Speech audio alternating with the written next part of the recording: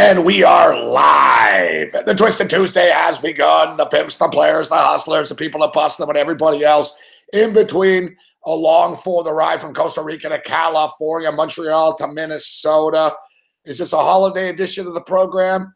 I don't know. Probably, I guess. We're less than a week away from Christmas right now. Ho motherfucking ho. As Lane Kiffin's going to give FAU backers an early Christmas present, up 50-3 right now with 8 minutes remaining. We're not going to be able to get the over this game because Akron just isn't giving us anything. FAU might score again. I laid the points with FAU. I took FAU again in the second half. You know, whatever the score was, I laid 9.5 in the second half. They're pasting them pretty much as we expected, but I thought that Akron would be able to score like 17 points or something. And, you know, this is what I thought, 50-17. You know, as it is right now, it's 50-3 with 8 minutes remaining. It's not going to get there to the over.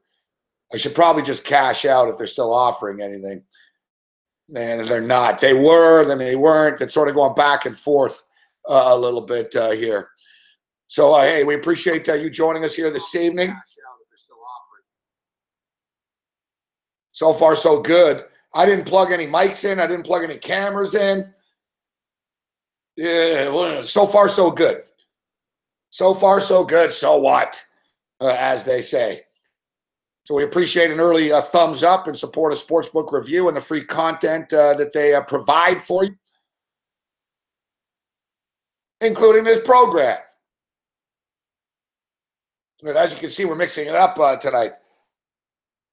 Dun, dun, dun, dun, dun. It's hockey night tonight, as Steve Coolius would say. Hockey! Hockey! We're talking hockey on the program tonight. There's not a whole hell of a lot going on. You know, after this bowl game comes to a close, NBA basketball, no late games. Cleveland are playing Milwaukee right now. Cleveland are trying to come back. I'm on the Cavaliers, and this fucking blows, man. You know, I put quite a bit on this FAU game, and I'm really not going to be up very much because I seem to be losing every other fucking bet I make. I'm on the Cleveland Cavaliers. That didn't work out well. Fucking Philadelphia 76ers and the Sacramento Kings scoring a ton of points. Now, that hit the wall as soon as I took the in game. Getting a little bit frustrated. I lost that stupid Leaf afternoon game today.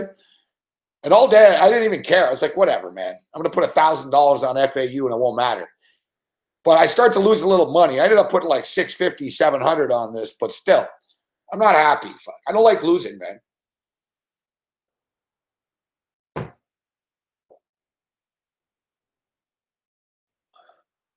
That stupid hockey game today at 2 o'clock threw me for a loop. I shouldn't have bet it. Dumb game. So speaking of hockey, we got some hockey. It's hockey night tonight, all right? Yeah, settle down already. It's hockey night tonight. What up, Johnny Cash?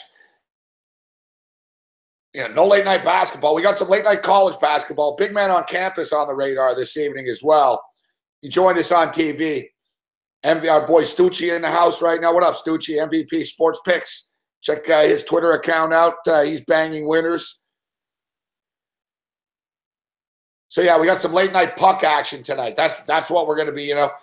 What do we got? We got Princeton and USC later. Now I can't go to 1:30 in the morning like last night again. And you know, I'm running out of time. I've got a concert to play. I don't have enough hours in the day. I've got to get some work in. I've got to tape a bunch of shows. That, you know, I know it's the holidays now because my schedule is getting fucking whacked. We don't miss shows, so sometimes we've got to record a bunch of shows and. They don't record themselves, man. This shit takes time. Speaking of which, we'll be with you guys on Christmas night. How many of you are going to be with us here?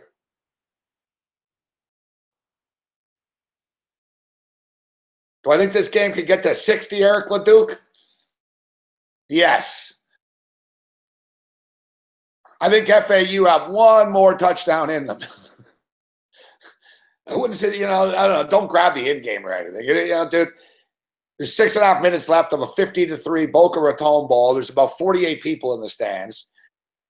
It's a fucking rout. Oh, let's look at the stat on the game. FAU have 25 first downs. Akron have 1 fucking first down. They have 1 first down all game.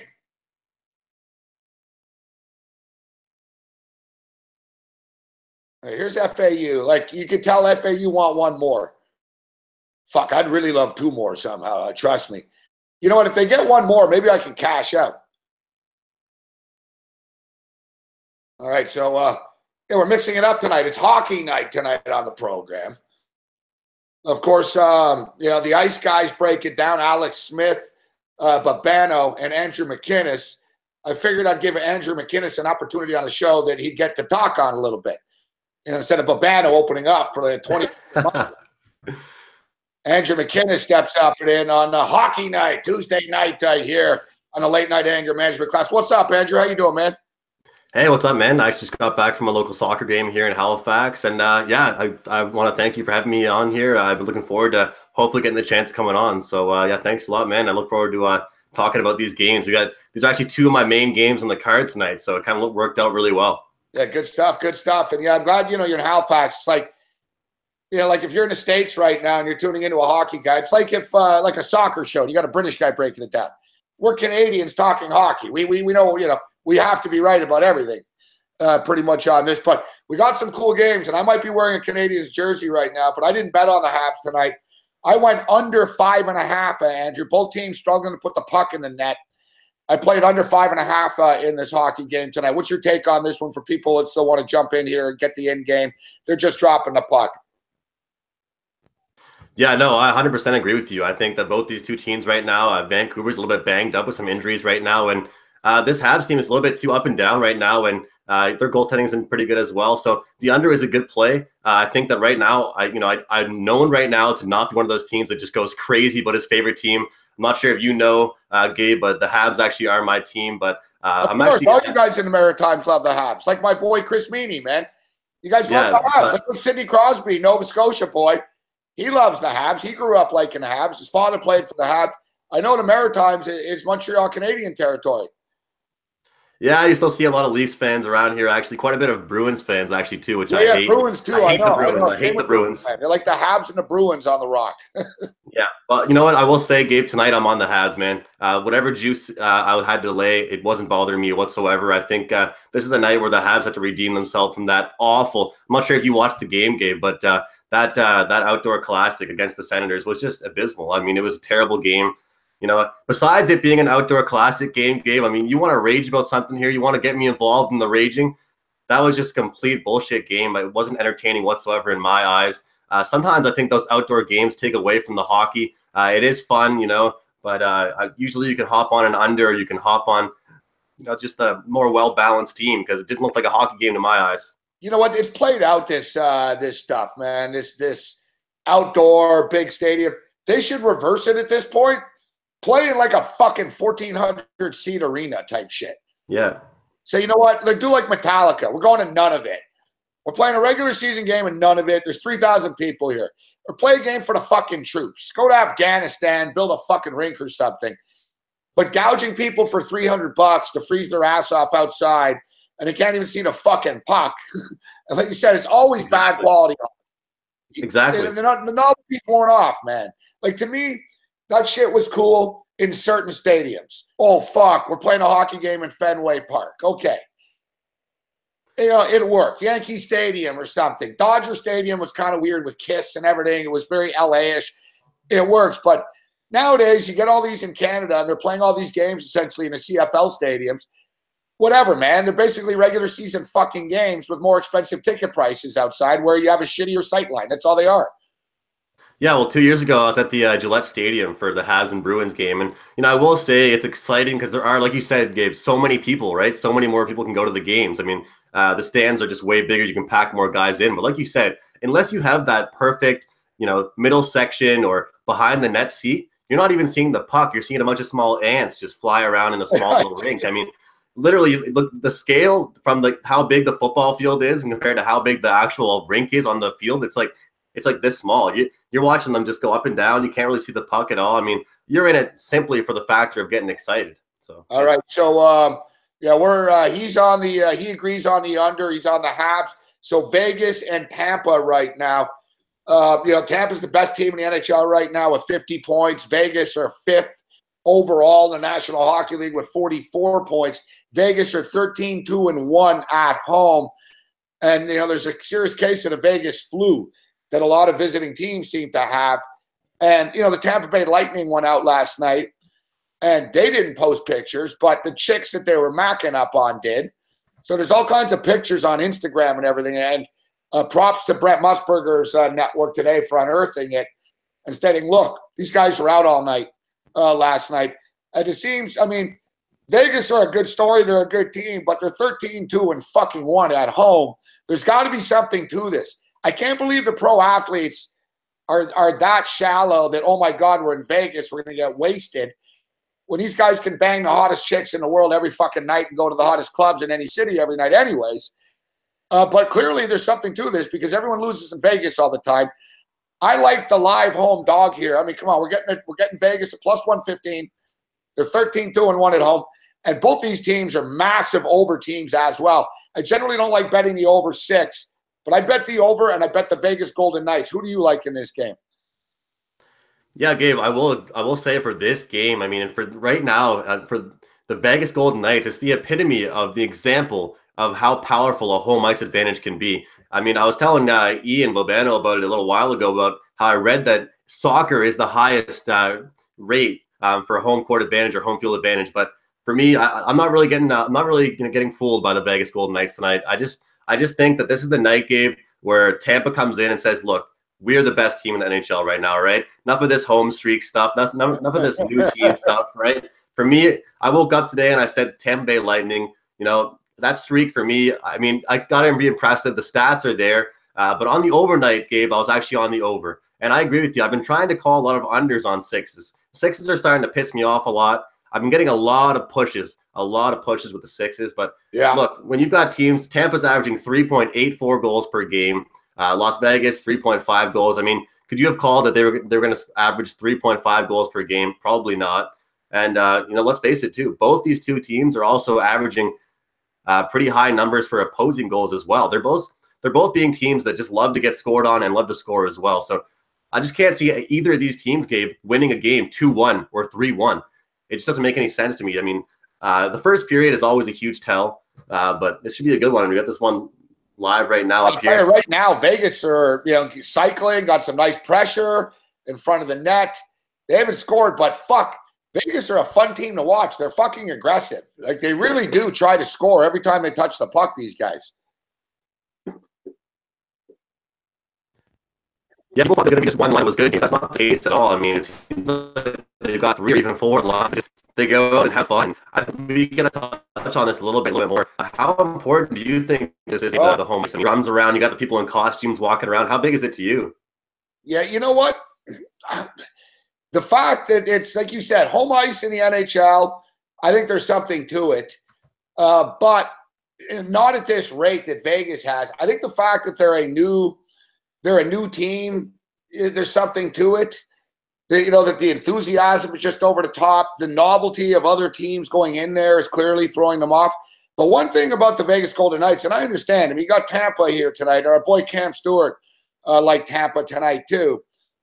But the thing with Vegas, I've left these guys on the table so much. I lived in Vegas, I went to UNLV games. I've always been, a Rebel guy, soft spot for my heart for them. So when these guys started the Vegas Golden Knights, I was all jacked up. And I swear to God, I bet against them in their first fucking game. Remember when they were in Dallas? I'm like, they're not beating Dallas in their first inaugural game in Dallas. They beat Dallas. And then I sort of got caught up in that. I didn't believe in them early. And I've left a lot of winners on the table, Andrew, because I didn't take Vegas thinking there's no way in hell they win again. They're not going to win again. Then I'm like, all right, they went on that Canadian road trip. They stumbled a little bit. And I was like, oh, see, we knew they were going to stumble. But they really didn't stumble all that much. They got right back on the horse and went on another big run right after this. I keep waiting for them to hit the wall, but they just haven't yet.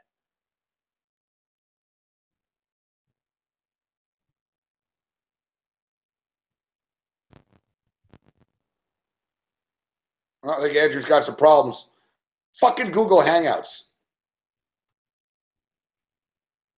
I got you. I got you. We're Oh, good. there you go. Yeah, you were cutting in and out before too. I don't know. Maybe you should log in and out or something for a second. And just It's hop. just I tried to get the game going on my computer. I have like two monitors set up. I tried getting the game going on my other monitor, and then like Skype is just way better. Google Hangouts comes on, and the connection just goes out the window the second you try and do other stuff on your computer. I find anyway. Yeah, I know. I've been a big fan of Google Hangouts. I think it's a great thing, but like I've been telling people, I don't know if it's getting overwhelmed. More and more people are using it.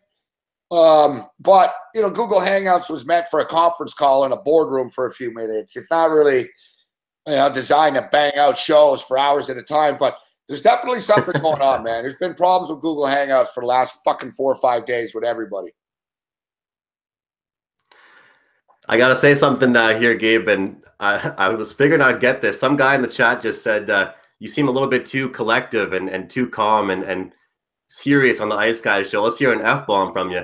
I'll tell you right now, I'm looking forward to joining you on this show for the in-game action especially. So we'll wait till the games get going. Maybe I'll loosen up a little bit for you. Get a couple rants out of me as well. So wait till the games get going. Wait till we get flowing a little bit. Then I'll get a little more comfortable here with you guys. I'm starting to get a little irritated myself that we're 7 minutes in and there's no goal scored in the Tampa game. But I know that as soon as there's a goal, it'll open up. Somebody will score and then somebody else will score. There'll be a couple of goals. But so far, Vegas looked like the better team so far. Vegas have had some pressure. They're going back and forth. And you get the Montreal Canadiens, and so you're on the Habs tonight. You're a Habs fan, and one thing with the Canadiens, even though they fucking piss me off. Listen, I'm from Montreal. My grandfather played for the Canadiens in the '40s, so I grew up in Montreal. I used to be a Canadiens fan. I still kind of am, but they took my press pass away and stuff. Like they threatened to sue me. So like I've, kind of, it changed my perception of them a little bit. I can't lie, but they have so many fans everywhere they go. So you go to Vancouver tonight, and we're seeing the Vancouver Canucks aren't drawing like they used to. The bandwagon fans, they don't. The Canucks got so fucking greedy when they won when they were good and they won the Western Conference and they charged so much. I'm noticing a lot of empty seats at Canuck games, so I would expect this game to almost feel like a Habs home game tonight. Because, the Habs only go out west once a year. And, you see all the time, Edmonton, Calgary, Vancouver, Winnipeg. There's always a shitload of Montreal Canadian fans in these places. Yeah, well, that's the thing. I mean, the fan base is so passionate. But one thing I will say, too, and I got to get your input on this, Gabe, if you agree with this, because I find that I don't like how Habs fans give it to their team sometimes. I mean, of course, you want to be passionate and get pissed off, but I don't think it's ever acceptable for a friggin' fan base to get mad at a goalie. I've seen a couple times, even this year, maybe once or twice before Carey Price got injured, they were literally chanting to get Carey off the ice or booing him or cheering him on sarcastically when he made a save. The thing about this fan base is obviously they're passionate, Gabe, but they're pretty quick to turn on their team, which is weird, I want to be known as they're actually nicer now, dude. Like it used to be the worst. They've actually toned down, but I'm from the opposite end of the equation, in which I don't think they're hard enough. Like really, like to me, the Molsons are an abomination. It's a fucking scam. The Montreal Canadiens are worth like $1.2 billion. They're like the third most expensive franchise in the NHL. The Rangers are number one at like $1.6 billion. Toronto Maple Leafs are worth like 1.5 or so. The Habs are right there. And because I know this because the Blackhawks just joined the billionaire club. The Blackhawks are appraised at like 1.4 billion or something too in that range. So the Canadiens are worth that much money. They charge the highest ticket price in the National Hockey League, the Canadiens. All right, they have the highest average ticket price from top to bottom. Yeah. And maybe you could say, people say, oh, Detroit's poorer than Montreal. I don't know, downtown Detroit's a dump, but Detroit's not as broke as people make it out to be. And, my point is Montreal, people in Montreal, man, the only people that make money in Montreal are strippers and coke dealers. So there's a few people with money in Montreal, yet the Molsons fucking charge the highest ticket price in the league. They have I think they have the second biggest arena in the league, if not the biggest fucking arena in the league. And they're worth $1 billion. Yet there he is, fucking $10 million under the salary cap, hiring one fucking shitbag fucking coach after another because his first name's Claude or Pierre, Jean-Guy. Exactly, because he's French. Because he's French. That's all. GM Marc Bergevin should be fucking the GM of a Quebec Major Junior Hockey League fucking team, not an NHL team. I could go on and on. There was distance, and there's a lot of things wrong and like against them. You know, the Quebec thing's a big problem. You know, like if you're not from Quebec and you're an English guy, you're an American guy, you don't want to put up with the bullshit in Quebec. It's just a pain in the ass. It's okay for you because hot French chicks are sucking your dick. But if you've got a wife or a family, it sucks for them. Nobody talks English to them. As you stated, you know, I remember, Pierre Turgeon played for the Montreal Canadiens, and he was struggling. And people accosted his wife, like in a grocery store. They're like, your husband fucking sucks. And because he was French, and French people felt whatever, it's fair game. Like you said, man, remember they booed Carey Price in a preseason game once. Yeah. And he told everyone, chill the fuck out. It's a preseason game. So people are kind of hotheads there. But I find that the younger generation is sort of more accepting of it. And they get away with it, dude. And like like you said, I'm sure you love this fucking team. People that like the Canadiens have this blind devotion like fucking David Koresh cultists. It's nuts, fuck. Yeah, well, let me make it clear, though, Gabe. What I'm saying is it's not acceptable for anyone to play like shit and play like garbage every night and we go out and just have a terrible season. What I'm saying is that I just don't think that those same fans deserve to be there cheering them on in the playoffs once they're there, because they were the same fans that were also being the biggest idiots earlier on in the season and getting mad for no reason. The one guy that does deserve to get shit is Marc Bergevin. He deserves to get all the shit coming to him. Anything that you want to say about him, Gabe, I'll sit back here and listen because it's absolutely atrocious. As I've seen over the past couple summers, every single summer, Gabe, I'm sitting there, I'm watching SportsCenter at my cottage, just waiting to find out he made some kind of move. Waiting to find out he did something. And then the one move he made, and I guess Tampa scores 1-0. Let's see. So the one move he makes, and Shea Weber's a great player, but why the fuck would you trade PK Subban?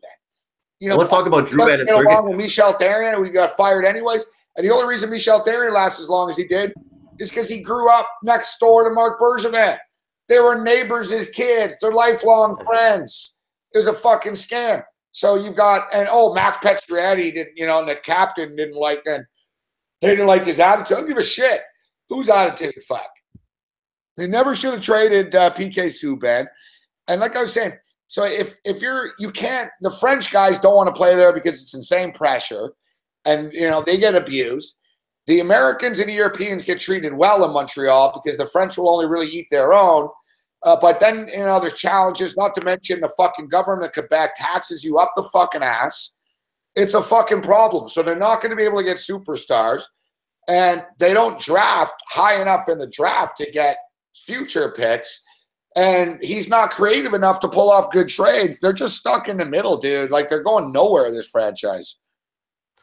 Every single time I watch a game by them, and I grew up watching, I watched Jonathan Drouin the past several years when he played for Halifax Mooseheads. He was an excellent player for them. He carried it.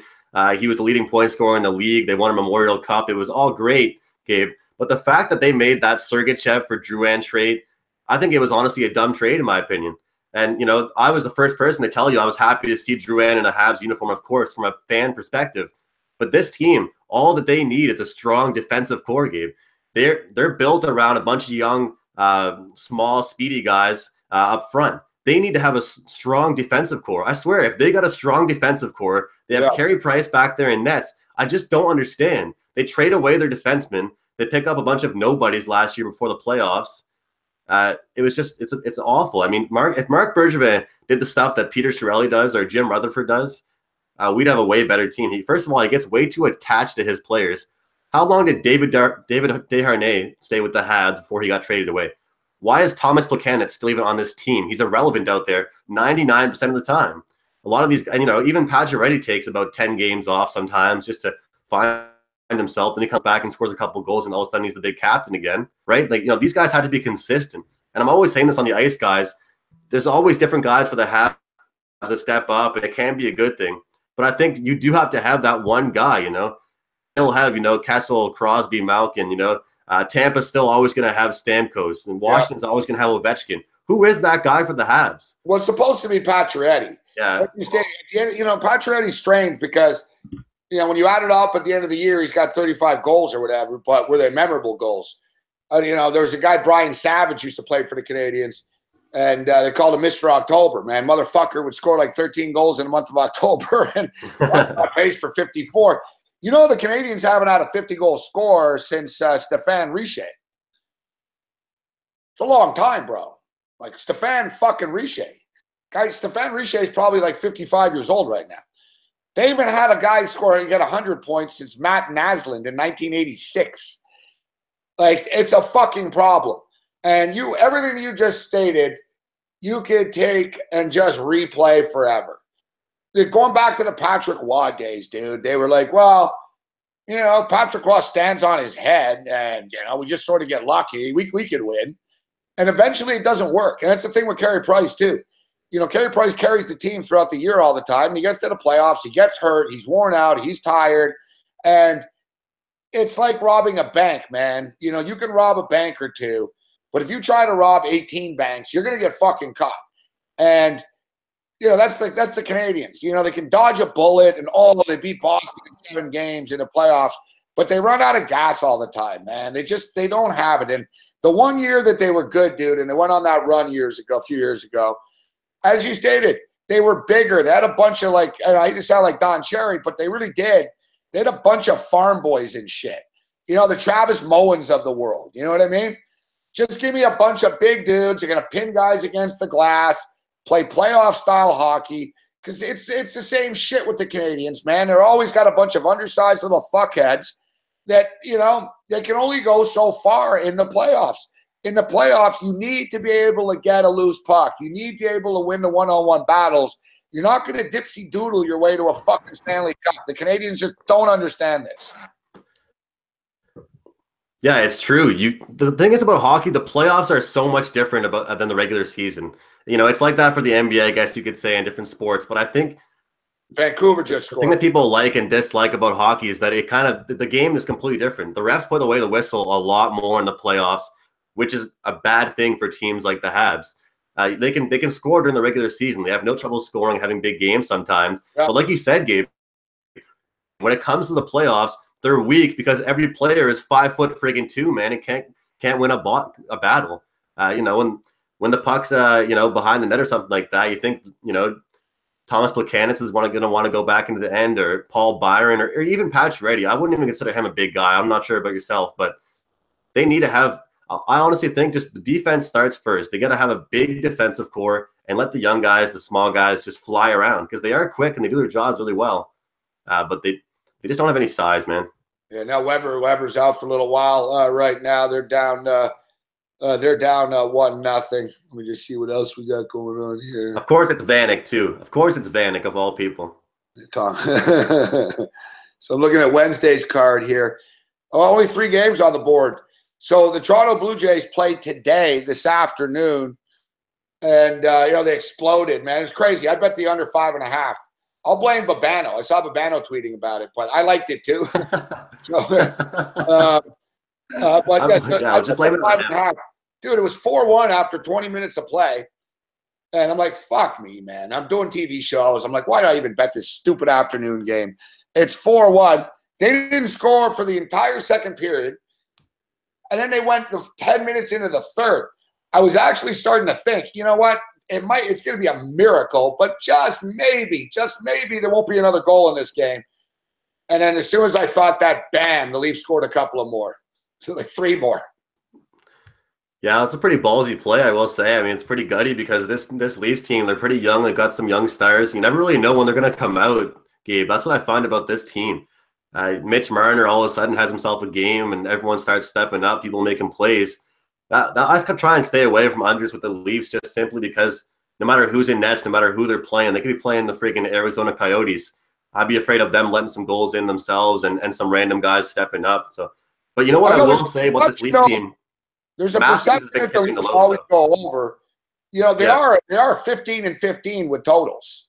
So it's not like it's dominant. They were going over a lot earlier in the year, but it's slowed down a bit. But it's a good point of your race. They're erratic. You don't know. You know, like the Leafs can explode for 5-6 goals and everything falls into place, or they can struggle. You know, that's the nature of being a young team, though, isn't it? Well, I'd say so. And look at a game right now: Arizona versus Florida. 1-0, 8 minutes remaining in the second. What a terrible game! What an awful game on the dock tonight. Probably the two most least exciting teams to watch. Of course, Arizona is winning 1-0. I had a small lean on Florida. I didn't actually place any bets, but Arizona's a team right now, Gabe, that I want to stay far away from. You'd think that you want to bet against them every single game, but not going to bet money line on them. And the puck line, they've been actually covering, against the spread or against, reverse puck line quite a bit. Some of these teams right now, you just have to every single day kind of look at the results. A lot of people just bet on certain specific teams. You kind of have to watch every single team. Like right now, a lot of people were heavy Nashville Predators. Did they forget that the Winnipeg Jets have been doing so great all season? This is 4-4 with 5 minutes left. Yeah. Every single person and their whole family and their dogs should have been on the over in this game, Nashville and Winnipeg. I mean, these are two dynamic offenses, two groups that know how to move the puck up the ice, and those really on the under. I don't feel bad for you whatsoever in this game because this is one exciting game here, and I'm kind of hoping that Winnipeg can pull the upset here because Nashville is actually starting to roll here. As I mentioned, Toronto is in Columbus tomorrow night. Back-to-back games. Yet the Leafs, we should mention, the Toronto Maple Leafs played earlier today, 2:00 in the afternoon. It's their 100th anniversary game. It's kind of weird, like that they did this, and they had a Kid Day game, and I guess they played in the afternoon 100 fucking years ago. So it all fell into place. It was bizarre, just a weird time of the year to do it. They didn't really advertise it that much. They just sort of did it. But it worked out for them. They won. It's interesting. They have the exact same record as the Columbus Blue Jackets on the season coming in here. They're 2013 0-1. Columbus 2013 0-1. Jackets have struggled a little bit as of late. They've lost 5 of their last 8 hockey games. They're giving up 20 goals in the process, but they are a good home team. They win at home. I see that Columbus has won 4 of the last 5 times they played against the Toronto Maple Leafs as well, too. What's his name? Frederick Anderson won't play in this game tomorrow. What's the other one? Detroit at Philadelphia. Talk about an up-and-down team, Philadelphia. So Philadelphia is minus 190 tomorrow against the visiting Detroit Red Wings. And St. Louis Blues at the Calgary Flames tomorrow night. Calgary Flames minus 120, total 5.5. You have any thoughts on the overnight NHL lines? Give me the over in that Detroit and Philadelphia game. I'm trying to find it here, the odds. I'm saying 5.5. I'm liking. Sorry, I see a 5.5.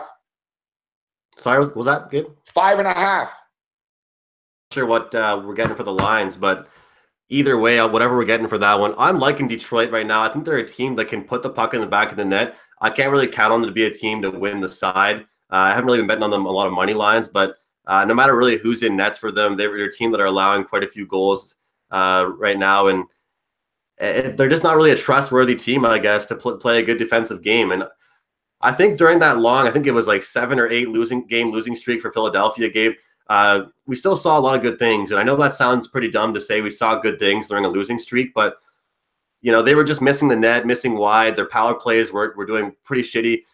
But certain players, I think, are really starting to come out. Jacob Voracek's going to have a great year this year, I think. I think he's going to actually start leading this Philadelphia Flyers team. He has to be that leader, I think. I think that no matter what people say about that entire team, I think Wayne Simmons has really stepped up this year. He'll have to have a big year for them. But Voracek's kind of the main guy that I think will have to play a big role for them. So I'm looking at the over in that one. I expect the rested Philadelphia team to put out some big goals there. St. Louis and Calgary. That one's kind of an interesting one for me right now. I've kind of been fading St. Louis recently. I thought they were pretty overhyped at the start of this season, to be quite honest with you. Calgary's just been a team. Mike Smith's back, and that's for them tomorrow. They've been a team that can put up some goals, but they're a team that's depth. I mean, they play a full 3 periods. They play a full 60 minutes. I know it sounds cliche, but this St. Louis team is a little bit old. They're kind of injured right now. They're a little bit banged up, and whether we like to say it or not, St. Louis likes to win those 2-1, 3-1 kind of games. Calgary will beat you 5-4 if they have to, Gabe. They like going in those track meet and a long, high-scoring games. So If you want to give me a follow on Twitter, and I'll not to do a little shameless plug here, but I'll probably be tweeting out some overnight stuff, and I've been writing articles and stuff like that. So yeah, I don't want to put you in the hot seat exactly. So listen, before we get you out of here, I bought the hype with the Toronto Maple Leafs coming into the year, and I said I thought the Leafs would probably make it to it wouldn't surprise me if they made it to the Eastern Conference Finals this year. I didn't say they're going to go to the Cup, but I said, I think the Leafs could, make the playoffs and then win like 2 series type deal in the playoffs. Now, it's a marathon, so we can't get ahead of ourselves right now. But it's funny. I was a little put off that people sort of just were going to hand the Edmonton Oilers the Stanley Cup coming into this year. But then I started to break it down. I'm like, man, they are pretty fucking loaded. Connor McDavid is that good. And I can't lie. I started to buy into the Edmonton Oilers hype as well as the year started. And I'm pretty surprised to see them continue to struggle in the fashion that they do right now. What's your take on the Oilers? And do you think like there's a big run waiting for, like, are they going to go on some streak where they win 8 games in a row? Or is this just who they fucking are? I mean, look, man, they played 32 games. We're 2 weeks away from the halfway point, essentially. Like Bill Parcells says, these teams are starting to become what their record says they are. What are the Edmonton Oilers? Do you expect them to go on a run anytime soon? Yeah, I've been saying this for the past almost week and a half now, Gabe. This is kind of the time of year around Christmas time, post-Christmas, around New Year's, where you kind of start to make your identity. You're telling the world who you want to be known as. You're telling the NHL, the fan base, the media, who you guys are. And right now, I'm not really buying Edmonton. I just don't think that they're consistent. That's the biggest problem I have with them. I think that one mistake, and I'm going to compare them right now to the Pittsburgh Penguins game. I think one mistake that they've made over in Edmonton is that, one, they haven't been consistent with who Connor McDavid was lined up with. That's a mistake right there. Chemistry is so big with top lines, with young guys, young captains like McDavid. They haven't been consistent with that.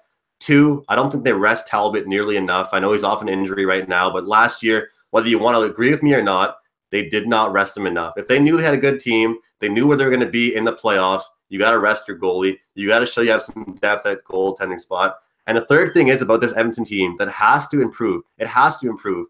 When they traded away Taylor Hall for Larson, I really don't think they've even won that trade so far, Gabe. Their defensive core lets them down in the playoffs. I was literally pulling my hair out last year and freaking out watching their defensemen. I mean, shoot it off the boards. You're taught to just shoot it off the boards, get the puck out, ice the puck if you friggin' have to, man. They make so many mistakes because I feel like half these defensemen, Gabe, they want to be forwards.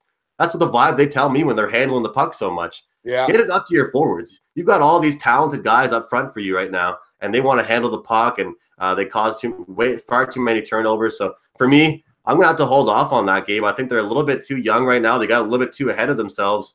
And like you said, it's a little bit different in the playoffs. And before we kind of wrap it up, like you said, send it back to you, I got to touch on the Maple Leafs. They're a team that right now I don't think they're ready to go deep in the playoffs. You mentioned it with the Habs. You mentioned that the playoff hockey style is way different than regular season style. And for me, that works so well for the Leafs. It really does. Because they've got such a young team. I mean, they do have some veterans on their team, strong coach in Mike Babcock. But let's face it, they have guys that aren't going to know what to do when they're in that spot. This is a team that's not the most physical team. And when they are physical, in my opinion, Gabe, it takes them off their game. They'd love to play up. The thing is, look, and the Canadiens just scored. Son of a bitch, 1-1. The total will still be 5.5 right now, but still, it's a little frustrating. All right, so if you look at the Eastern Conference, who do you like in Eastern? Like, do you like the Rangers? Like the Penguins? Are you discounting? Because if you look at the odds makers, they really do hold the Leafs in high regard. And, it's not just a Canadian bias either. I mean, we're talking about offshore books. I know a lot of Canadians bet offshore, but I don't hear a lot of people stating, even in Canada, oh, the Leafs are going to win a cup. The Leafs are going to win a cup. People in Toronto aren't saying that. I'm living in Toronto right now. I don't hear people like Leaf fans aren't running around saying, oh, we're going to win the cup for sure. People are pretty hard on the Leafs now suddenly. People, they get pissed off when they lose. There's an expectation to win, but no one's saying cup, yet the odds makers have the Leafs as the second choice after the Tampa Bay Lightning. The St. Louis Blues are the third. Lightning are 6-1. Leafs are 8-1. Blues are 10-1. Kings are 10-1. Columbus Blue Jackets 12-1. I wouldn't bet on the Blue Jackets if it was 120-1. Nashville Predators 14-1. Caps, it's hard to buy the Caps, man, after all this. The Penguins, hard to discount the Penguins ever in this. And then there's a little drop off with the Devils at 16. I mean, if I'm looking at this here, who's the team to beat in the Eastern Conference? Tampa Bay, right? I mean, who after this, isn't it? Is it Tampa and Pittsburgh again, basically? Yeah, people might not agree with me when I say this, Gabe, but I 100% think there's a possible three-peat in the books. I think that it could be Pittsburgh versus Nashville for a second straight year. And I say that with 100% seriousness, 100% certainty. I think that these two teams are the playoff teams, and I like that you brought that up earlier, and I'll say it again. You have to have depth, you have to be physical, and you have to have big-time players that can show up for big-time games, and you have to have goaltending. And right now, both those teams really do have that. With the defense that Nashville has, with Pekka Rinne back there in nets, when he has his good games, when he's rock solid, there's nothing getting past him. And with a young goalie that has the confidence that Matt Murray has, think about the confidence that Matt Murray has right now, Gabe, honestly, coming into the playoffs. Back-to-back Stanley Cups, first 2 years in the league. Are you kidding me, man? Like, this guy probably just thinks he's the absolute shit. He comes into every single game. Like, he saw Marc-Andre Fleury the other day. Sure, he probably missed him, but he knows he's the new man in Pittsburgh. I think that don't sleep on Pittsburgh, I think. And the reason why is because their depth down four lines. Over in the Western Conference, quickly, I'll say Winnipeg. I think Winnipeg has that veteran leadership.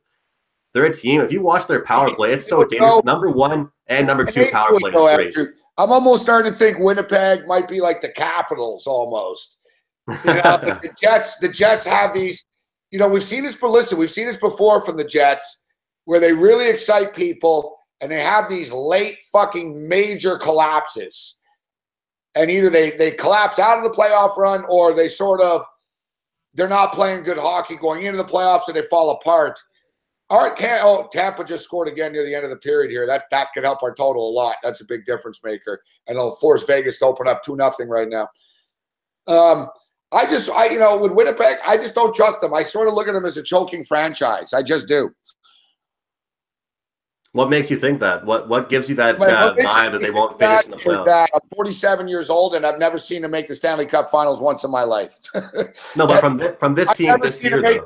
I've never seen them make the Western Conference Finals in my life. They're the Winnipeg Jets. Yeah. So it's like, they might do it, but they've never done it before. It's like the St. Louis Blues. St. Louis Blues can finish first fucking overall. Whatever, guys. I mean, you guys made the playoffs 23 fucking years in a row and set a record, but, big deal.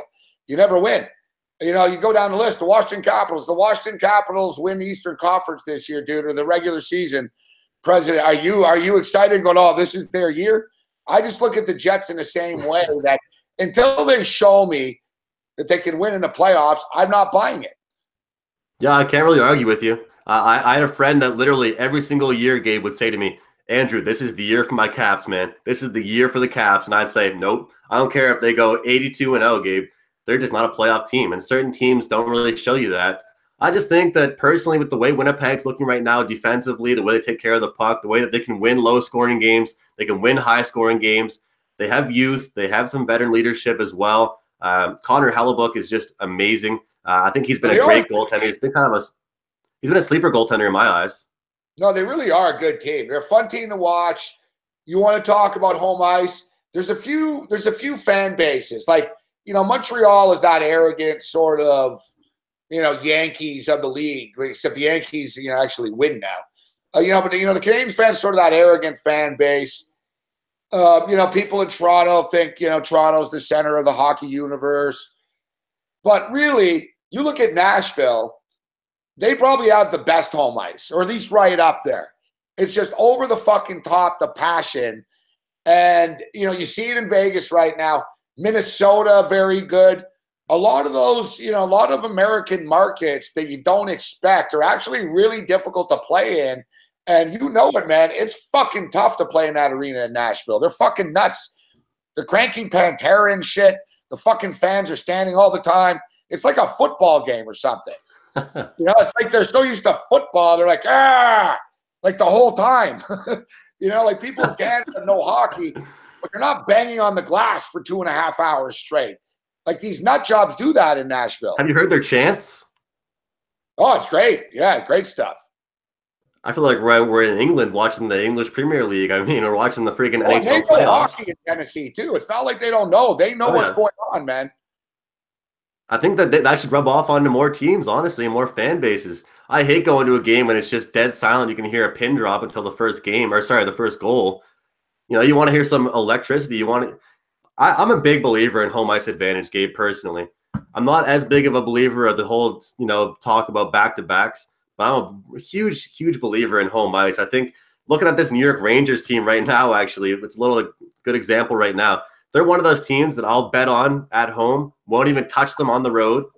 If you see this New York Rangers team, guys, take the over with them on the road and bet the money line at home against a team that's subpar 500. It's literally amazing, Gabe. Some teams literally play like they're 21 completely new bodies and completely different skilled guys. It's hilarious. Like some teams get so shook, and you got Tampa Bay coming into Vegas, and that's why I was on Vegas tonight.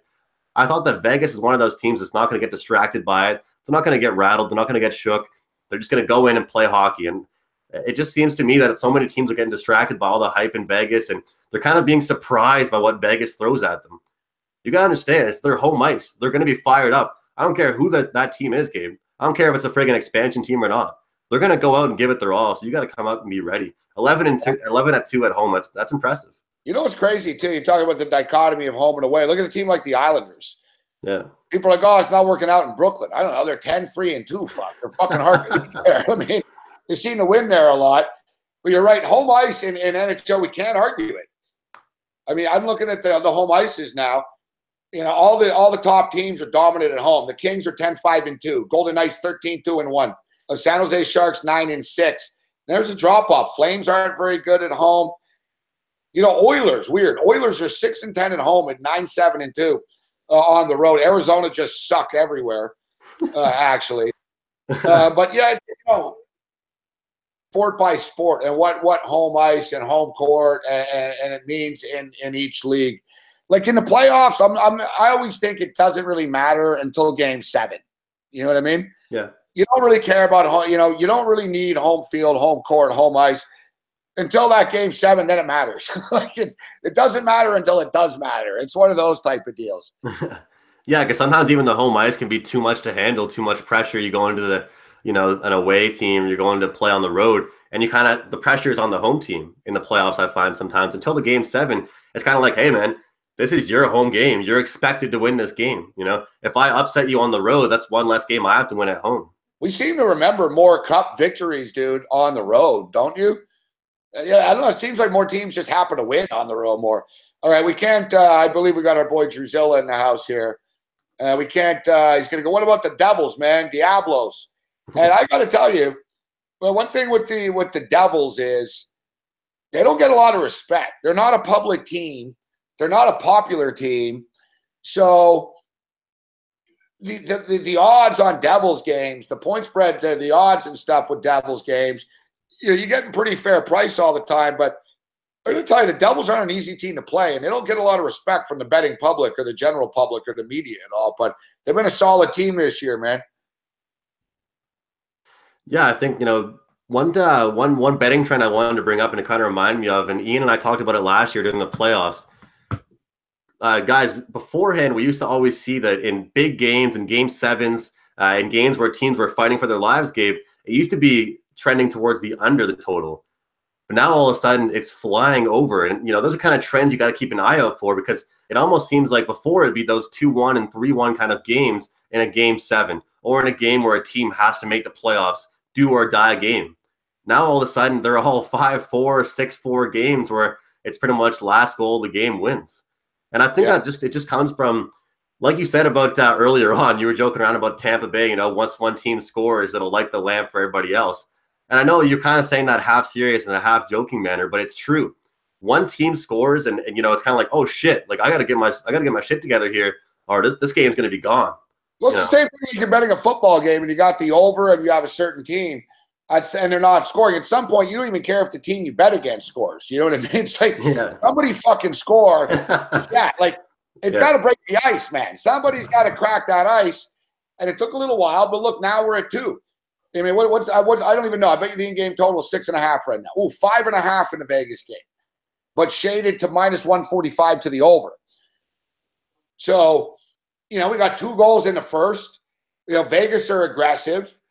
You're going to have potential empty netters or whatever after the fact. Like, I'm not panicked right now. But as you stated, fucking 6s. I'm like you, dude. I'm a big under better when it comes to hockey. But right now we're almost playing for a push, aren't we? Like, I'm just hoping we can get the fucking 6. I'm not really thinking about 7 right now. Well, you know what? I'm kind of on the fact, Gabe, where I think that the first period getting 2 goals was fine. I think that second and third periods are more explosive for this Tampa Bay Lightning team. And I think when you've got 2 teams like this and coming in, Vegas, with their record at home, I don't really want to say that it was supposed to be a key matchup, kind of like that. I still think Tampa Bay is way higher than Vegas is, but I think that they were kind of feeling each other out for the first 10 minutes, trying to see what the other person had to offer. And then all of a sudden, Tampa has that beautiful one-time Stamkos goal. And they're like, yeah, that's right. Like, we're the fucking Tampa Bay Lightning. We know how to play hockey, Welcome to Vegas.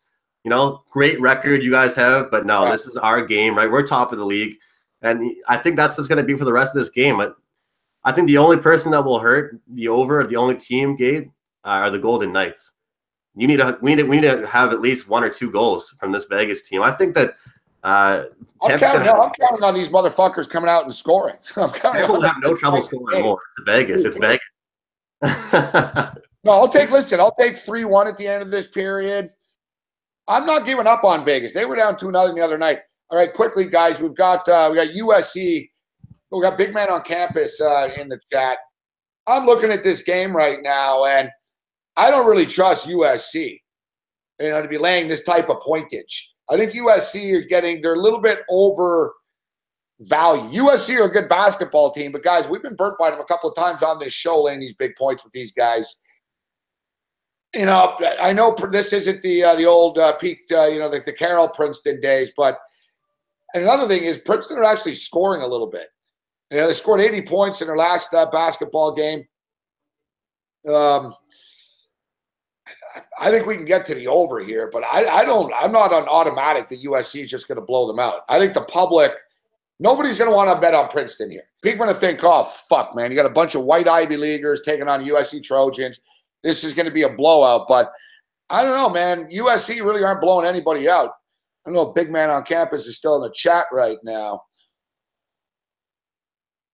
He's saying Boatwright is out even. Yeah, I'm telling you. To me, I don't, oh, Brooks. Brooks, who I'm taking in this game.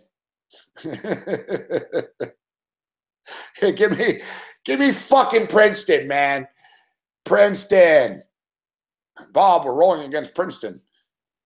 I actually partied with some kids from Princeton. They weren't bad kids, actually. I don't have a big beef with Princeton. All right. Hold story, Andrew. Let me get my bet in here. Princeton. Can't go to an Ivy League school, but that doesn't mean I can't bet on them. All right. I'm getting 14.5, and the total is 141.5. What the fuck? As if I'm like -120. Hold on a second. Gabe, I'm seeing right now the Montreal Canadiens on the 3-way puck line, -1 plus 240. I'm going to hop on that a little bit small right now. I just think, especially seeing Thomas Vanek get that opening goal, it just goes to show for me, he's all they've got right now. I mean, I've been saying I think they have depth. I'm buying in. I'm going to grab the Habs at -145 right now. I got the under 5.5, but let's get it. I'm grabbing the Habs now too. I just think that they have far more depth right now, and the goaltending is way better on the Habs side. It's flat out embarrassing if they lose in that awful Winter Classic game or whatever you want to call it, outdoor classic game to the Senators, and they come in and blow it against the Canucks tonight. This is a must-win game for the Habs. They got to prove themselves here. Yeah, all right, guys. I just took the Montreal. We're already on the under in the Montreal Canadiens and the Vancouver Canucks game. They played 1 period of play. It's tied at 1 right now. Vancouver scored first, but Montreal responded right after. I'm with Andrew. I think the Canadiens are going to win this game. There's more Habs fans there. You got Carey Price in the net. Vancouver's beaten down. They don't really have anybody. Canadiens will be trying. They should be able to bang another 1 or 2 in. And in this basketball game, yeah, we're grabbing Princeton plus the points. Except I don't want to lose by half a point, so I'm going to pay pay the difference. What's going to cost me to get the 15? Minus 120. Fine. All right. Not going to go too crazy here, but we're taking Princeton. Actually, I'm going to go crazy. Let's bet big. And the game can get to the over, guys. What is it? It's 141 and a half. Let's make it 141. No, it's one. What is it now? 140. 141 and a half. Fuck it. I'm not paying the juice. 141 and a half. Let's go. Over. We're in. Let's rock. Like Brian Seltzer said, we're going to rock this town. Rock it inside out. All right. Great stuff, Andrew. It's great having you on the show, man. Sometime we'll get you, Babano, and Alex on it at the same time. Yeah, man, I really appreciate you having me on. It's been a lot of fun, and I've been watching your shows. I see you messing around with Ian, and funny seeing Ian come on here instead of his coffee. He brings on a nice beer, so maybe I'll have to have a beer with you guys sometime, and we'll just shoot the shit. Well, Babano could grow a pair and drink some beer in the morning on the show. Hey, SPR gets me the clear go ahead. I'm in. I'm game. Yeah, especially now it's holiday season. Get a little bit of eggnog. I don't think SBR has an HR department or anything like that. If they do, I'm probably in a lot of trouble. Get some eggnog and some rum going. Yeah, exactly. So, hey, we'll definitely do it again. Great stuff, Andrew. Thanks for joining us, man. All right. Sounds good, Gabe. Have a great night, guys. Take care. All right. There's Andrew McKinnis. Good stuff. Check him out on the Ice Guys, and check out Andrew's hockey picks. You can tell he's a hockey guy. All the hockey cappers these guys are all the same. They're all serious dudes. Yeah, right away he's like, I'm from Halifax. I'm like, oh yeah, Maritimes, dude. So Alex is like the only American on the show.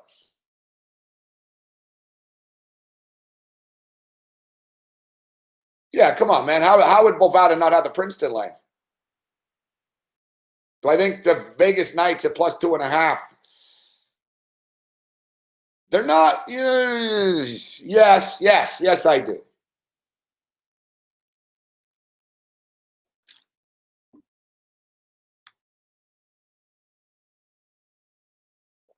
All right, we'll take a quick break. We'll come back on the other side. Big man on campus will step up and in, and we'll watch this USC game a little bit, see what's going on there. Keep our eye on these NHL hockey games. I'll share my thoughts with the bowl game tomorrow. And Okafor, I believe the kids say throwing some shade.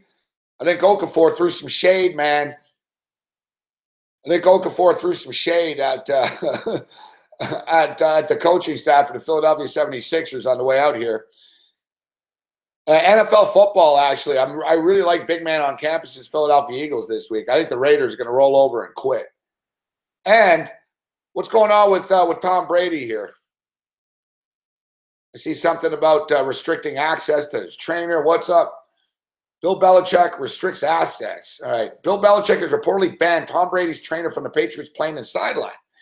Internal friction reportedly led Belichick to restrict access for Tom Brady's friend and trainer Alex Guerrero.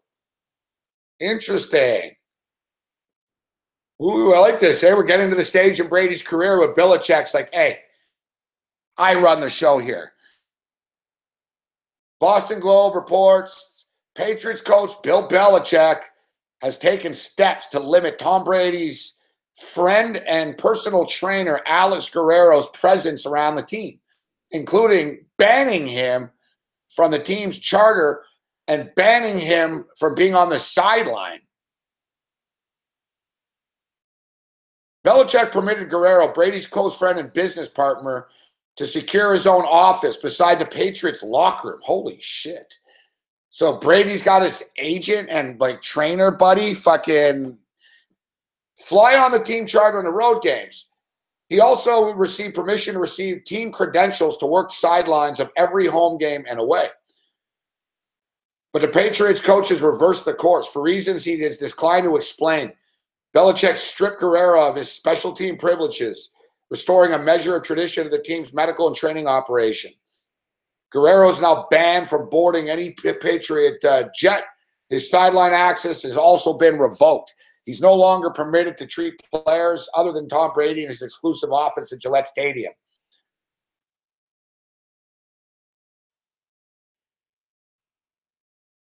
Guerrero runs Tom Brady's TB12 brand. Tom Brady convinced the Patriots to allow him unparalleled access to the team despite him not being an official employee of the Patriots.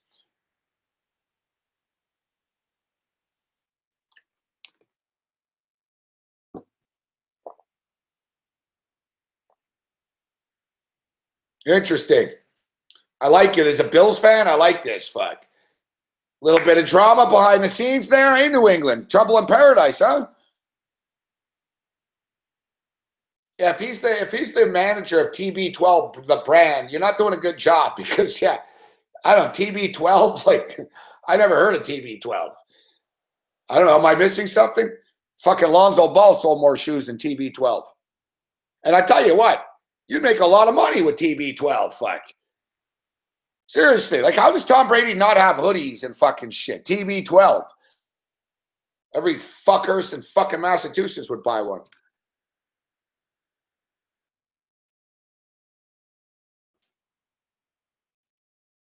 Tom Brady's special line of Uggs.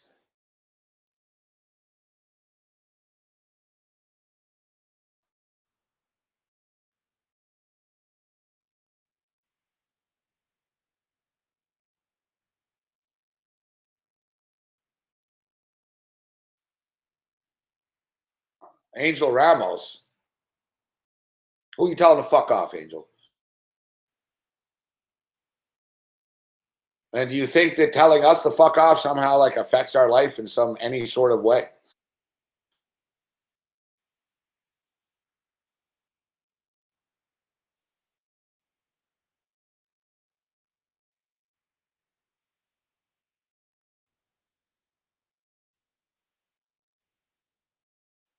I think I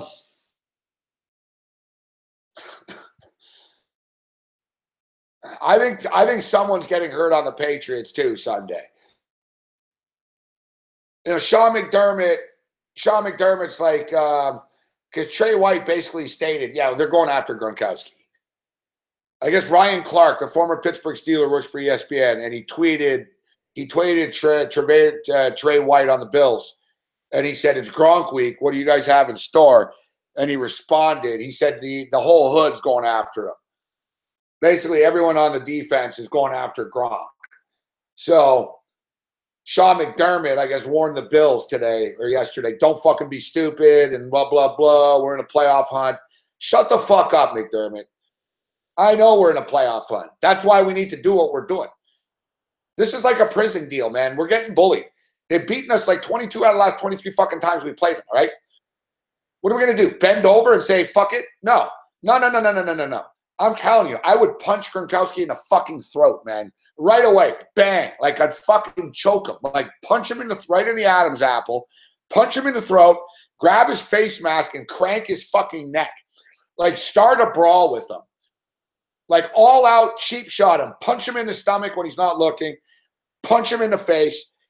Take a designated goon linebacker, special teams guy, and like hockey style. I'm dead serious. Right at like the first play of the game, I would punch Gronkowski in the face. And I'd start a fight with him. And he would do something stupid. He'll get kicked out. And then after that, I would consistently hit Tom Brady late and shit. If we're going to lose, whatever. Let's hurt them. And send a message that we're not your bitch anymore. But, McDermott, you want to be a bitch? Go ahead, fuck. You better fucking hurt somebody on that fucking team. Otherwise, I can't be a Bills fan anymore. I said this before. I don't even care if we make the playoffs. If we don't injure somebody on the Patriots, I'm going to cheer for the Carolina Panthers again, fuck, right?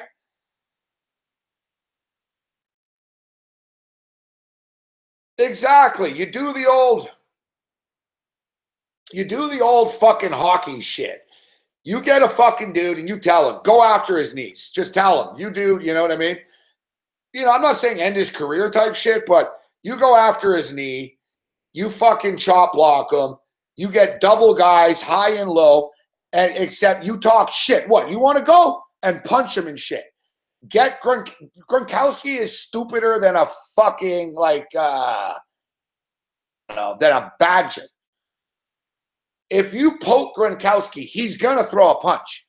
Like, he will get kicked out. It won't be like, oh, he started it. No. Gronkowski's a big dude. He'll go nuts and he'll start throwing back.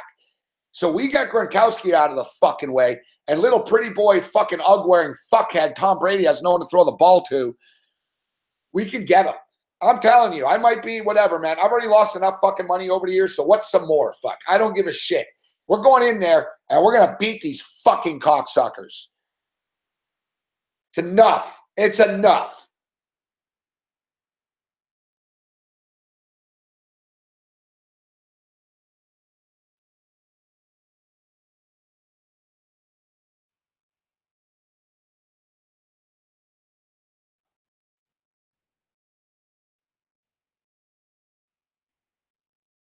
I think Bobby Knight can say it better.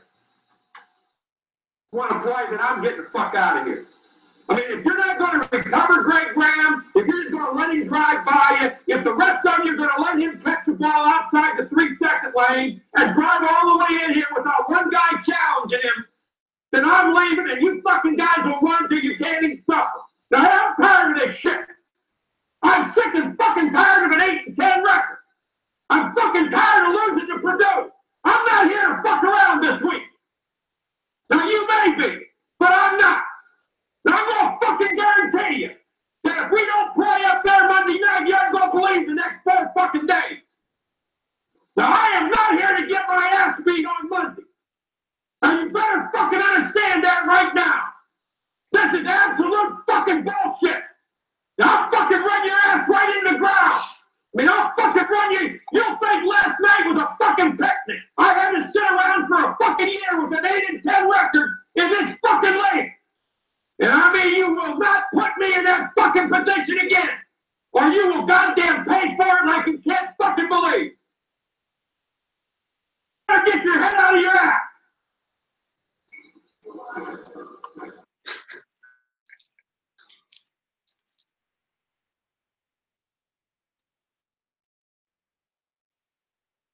The surrounding Uwe that time. If that doesn't motivate you, I don't know what will.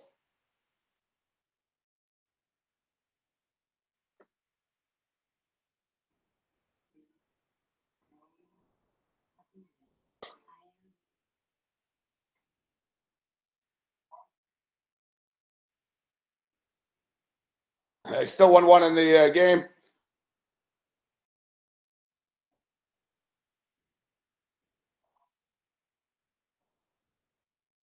Oh, that's one of the best motivational speeches ever. You better get your head out of your fucking ass.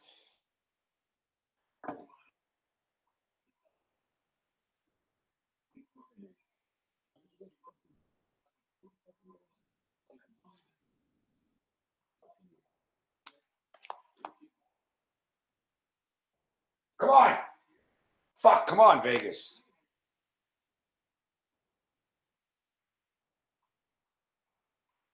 Score.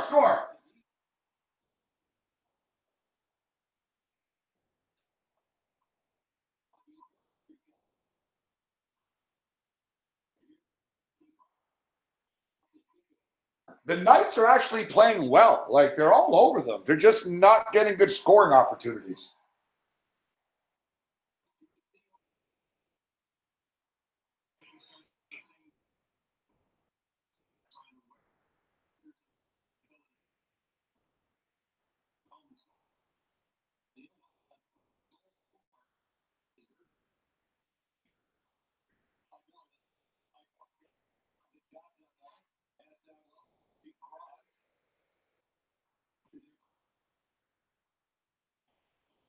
Oh! Fuck, it hit the post. Fuck.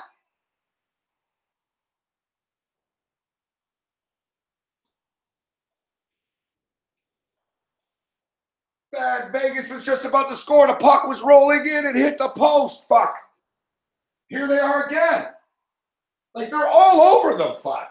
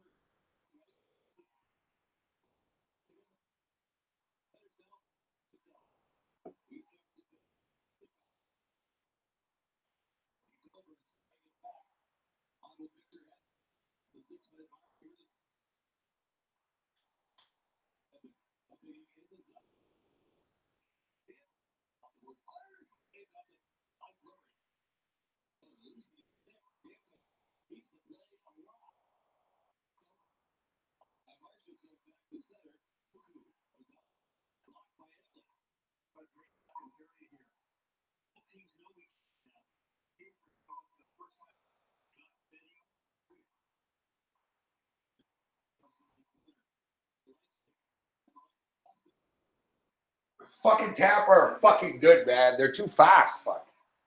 Like Tampa just get the puck out of their zone.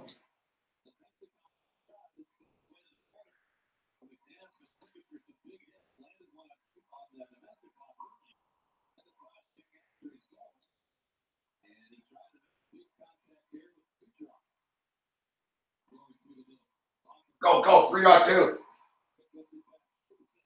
Oh, fuck.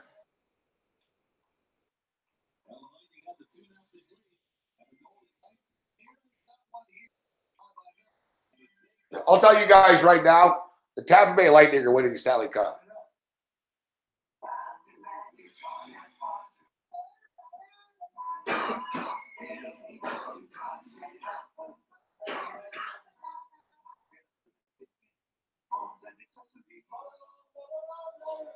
As long as Stamkos doesn't break his leg again or something, they seem to have bad luck with that. Their goalie gets hurt.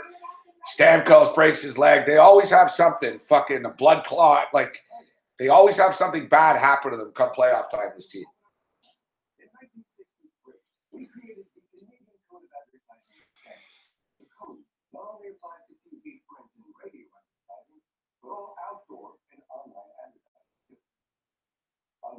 All right. This game's not going well. We need Montreal in the under. Fuck. Come on. Fucking hockey.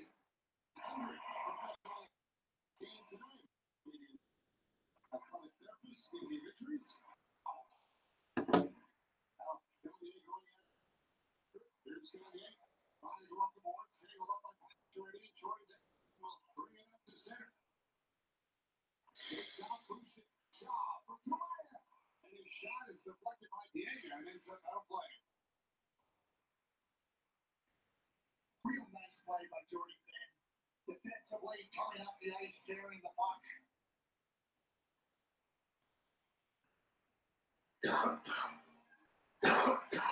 Again, you know, he might not get a lot of points for artistic merit, but he plays steady with everything he's got. The beats. Here's Shaw on a quick shot. Stopped by Nielsen. Get it on the right back after the rebound. Get it to Noel. Hands it out for Gallagher. Gallagher trying to move it to Noel there as well. Let's go time. That'll throw around the glass and get it out.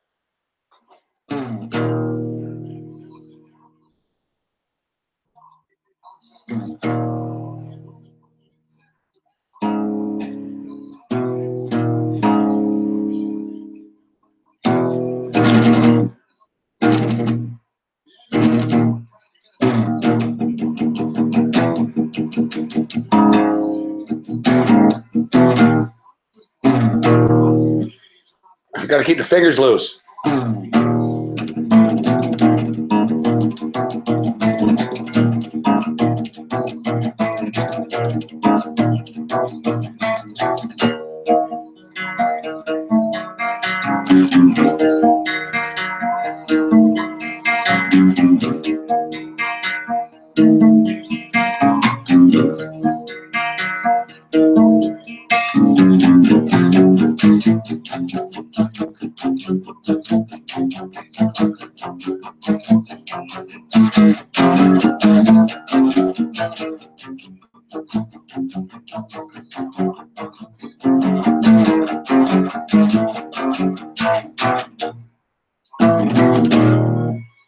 All right.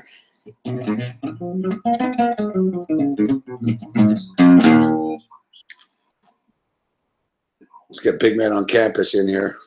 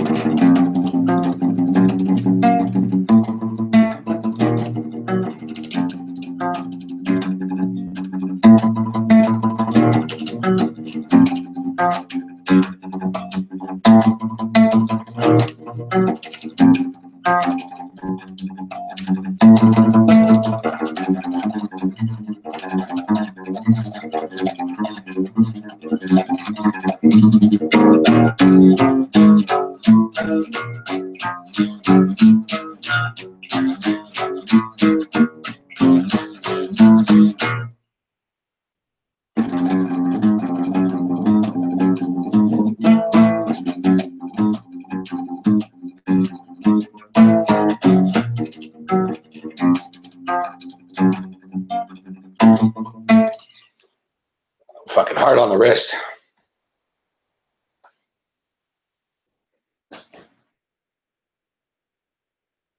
Like I said, it's like running with weights.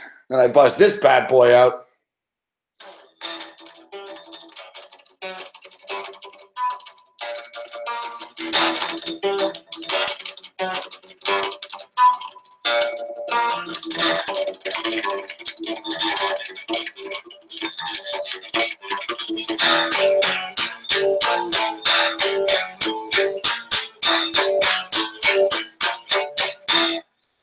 See, it's fucking now it's much easier to place.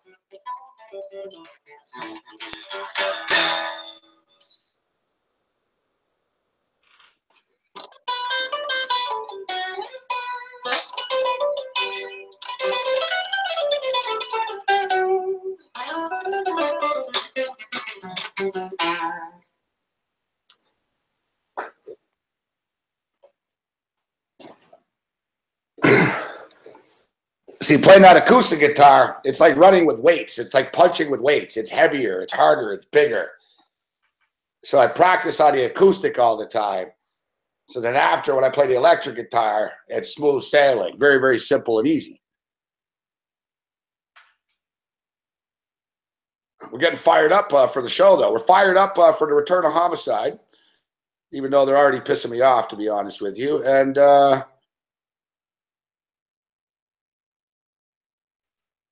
we're fired. Oh, Montreal Canadiens score a goal. And we're fired up for the live show in Vancouver, British Columbia.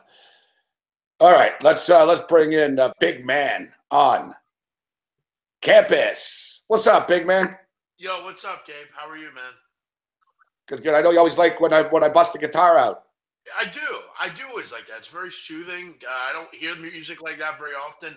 Nice to hear it live. I do want to mention, Gabe, you were talking about that guy, Brady's guy assistant or whatever. Yeah, Alex Guerrero. Yeah, I don't know if you read into him at all, but what a weird guy. Supposedly, What he's like a holistic healer or something like that, huh? He claims he had cures to cancer, preventing concussions.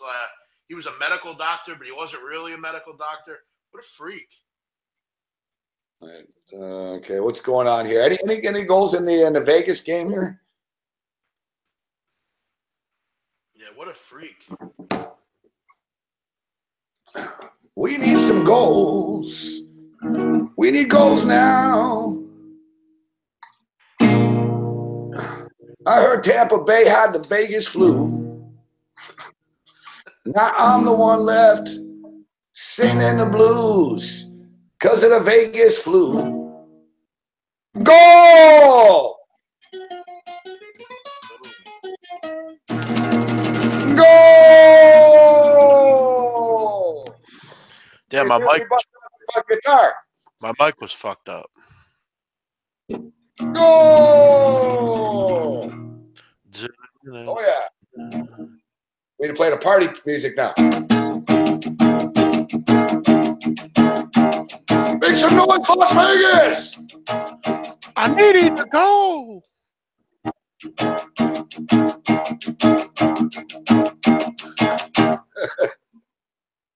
Dun, dun, dun, dun, dun.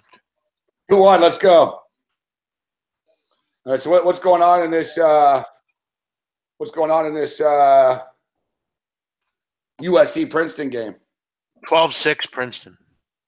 Not a bad start. Like I said, big man, you can't trade USC.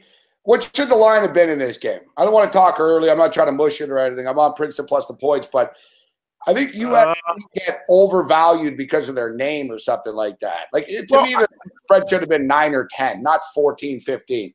I think with Boatwright, it's probably 14, 13. But we got to remember, I mean, Princeton's not what Princeton was last year. I mean, they have a decent team, but it is a long trip. It is right before Christmas. But listen, I'm one to back teams like Princeton in a game like this. I took the over, took a small shot with the over here, 140 and a half. But I think you're right. 12, 13, probably 14, maybe a little too high. But Boatwright being out, I definitely think the line should be a little bit lower. So what do you think about? Now Tampa's pressing. Tampa nearly scored, but Marc-Andre Fleury has made a crazy save. Vegas are going to tie this son of a bitch up. I think they tie before this period is up. It's time to get on the Golden Knights live, Gabe. Should I get on them? Yeah, I think you should actually.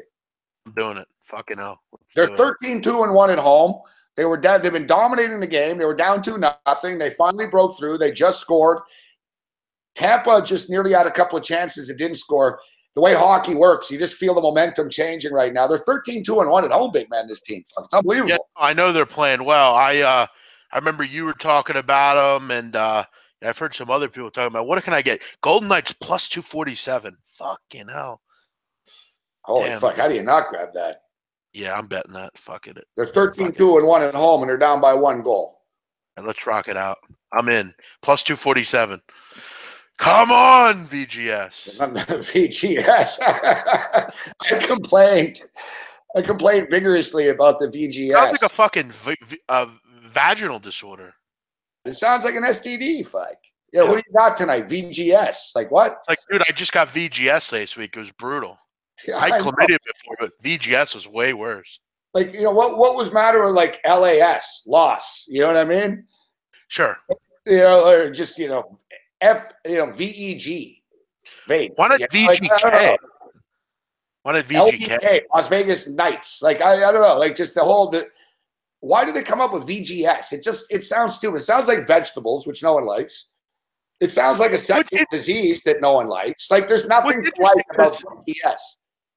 I don't know if they have some weird thing about, like, saying Las Vegas, but I was on with Dave Koken earlier, and he actually, they were talking about this game, and basically Koken said Las Vegas, and he goes, I mean Vegas Golden Knights. And I'm thinking to myself, what does that matter? I didn't know. Yeah, no, they're not. They're not called the Las Vegas. Yeah, because Gary Bettman doesn't want to associate with gambling, if this makes sense.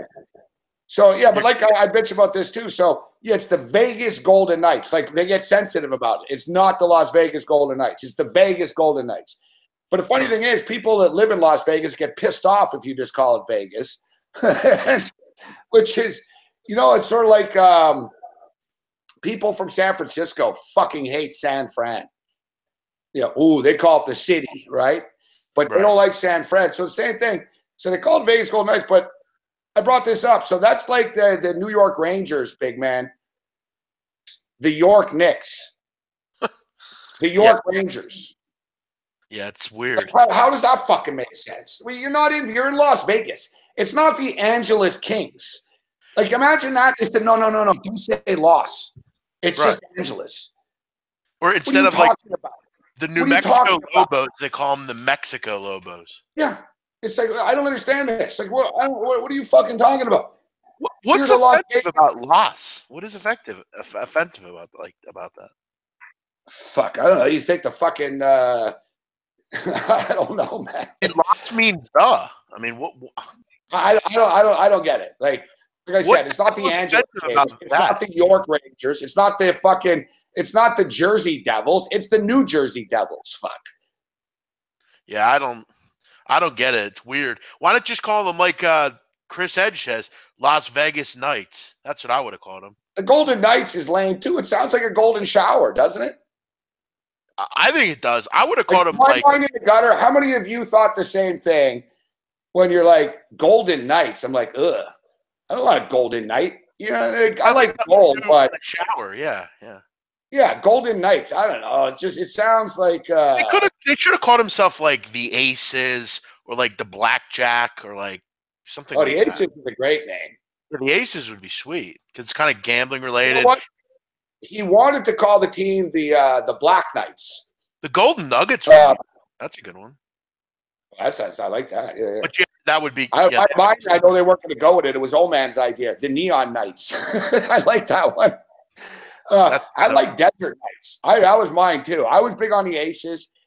Aces actually won the city vote.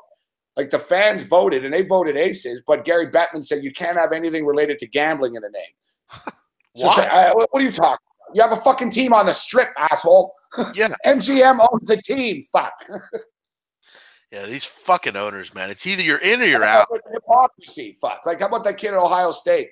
Oh, he ruined his eligibility because he took a picture of Kirk Herbstreit on the set of Game Day. Well, if he was trying to get Herbstreit makes $8 million a year, and this kid loses eligibility. But yeah, well, Herbstreit should know better. He should know the rules. I mean, you can't interview a fucking recruit. I know. I'm not going to disagree with that. And Herbstreit was all smiles with the kid with the arm around him. Yeah, Kirk destroyed his career, and he's okay with it. So Army. The guy that owns the Knights, so MGM, like, you know, is sort of like the head sponsor backing of this. But there's Fertitta? What's that? Fertitta? Is that who owns it, or no? Bob Foley. Okay. From Montana. Right. So Bob Foley owns the team, and Bob Foley went to West Point, so he's an Army guy. Fuck, he's a Black Knight. And look at their colors. That's why the colors are they're after Army patterns. Oh, yeah, I noticed that. They're kind of like Army colors.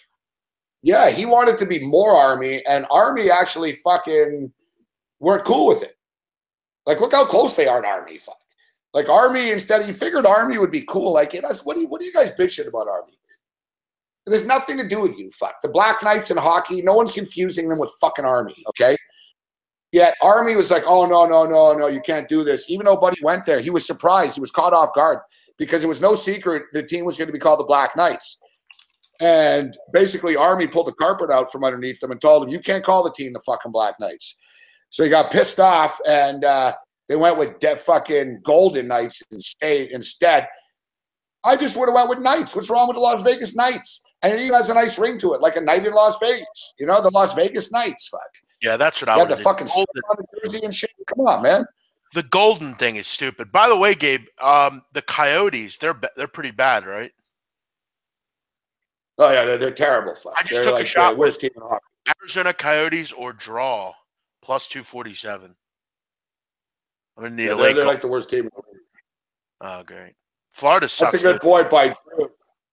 That's a good point by Drew. Las Vegas Gladiators would have been cool.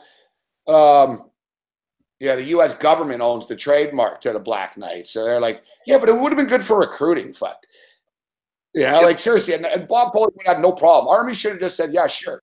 But we get to set up a recruiting set in your lobby of your arena. Sure, what do does it. Knights have anything to do with Las Vegas? I don't get that. Nothing to do with it. Not that yeah, you know, you're right. You know what has nothing to do with Las Vegas? It's a cowboy place. It's the Wild West. It's like gold and fucking silver and shit. Yeah. Knights is kind of a weird, I don't know. People like hearing your take on hockey right now. Dude, I got to tell you, I was listening to Andrew. The kid has passion. You guys have passion for it, but it is real fucking boring. I got to tell you. I mean, it seems like every hockey player I hear on TV, they literally all sound the same. You notice even about the hockey cappers, like Andrew was a lot like Babano, eh? Like they all act the same. Yeah. They're kind of like quirky and like, you know, kind of nice. Like I couldn't see Andrew McGinnis ever swearing. Like I could never. Like I feel like if he hung out with me, he would be like offended if I like. No, I don't think so. Nah, he's a good kid. He's a nice kid. But you notice the hockey interviews after. Watch a Flyers interview and after a game. You know what? Smitty got the puck over to Jonesy, and yeah, it's tough effort. We played good team effort tonight. Like they're the worst fucking interviews. We got this guy. We got this guy named Bundy that does. His name is like nickname, I guess. I don't know. I don't know what his real name is. He does like sideline interviews. Bundy, does that ring a bell? No, I don't know the ringside guy. His name is Chris Terrian. Oh, Chris Terrian. Oh, Chris Terrian is a former player. Chris Terrian. Yeah, he's like the Pierre, whatever his name is. He's like yeah, he like stands like down on the ice and stuff. And what are you talking about, Gongster? They have the worst nicknames, hockey players. It's all they do is the guy's name's Smith, so they call him Smitty. Jonesy. They Simmer. Yeah, no, a guy named Pat is Patty. Everything is like E. Goss Despair's Ghost. Real creative. So you'd be Jeffy. You're Jeffy. That's what your nickname would be. They'd be like, Jeffy did a great job tonight. Jeffy got the puck. Everything, they just add like a fucking E to it. Tim is Timmy. Everything just gets a Y in hockey. They got the worst name. Me playing hockey? Fuck. I couldn't do it. Fucking Vancouver just scored. Are you kidding me? Fuck Vanek. Thomas Vanek. Fuck you. All right, come on, fucking Arizona. Yo, actually, I want to shout out Gabe. We got a kid in South Philly. He plays in the league. Anthony D'Angelo. He plays, I think, for the Rangers, I believe. He's from South Philly. He's a good hockey player. I gotta tell you, our hockey picks could be in a little trouble here right now. We got the Canadiens and we got the under 5.5. It's 2-2 right now. If the end game's 6.5, I'll fucking bite. It is, dude. Plus 130. Hey, that's funny, Gabe. JD said they'd call me Nads, maybe, for my last name. Nads. Oh, yeah. You'd be a Nad. Yeah. I can see that. Funny.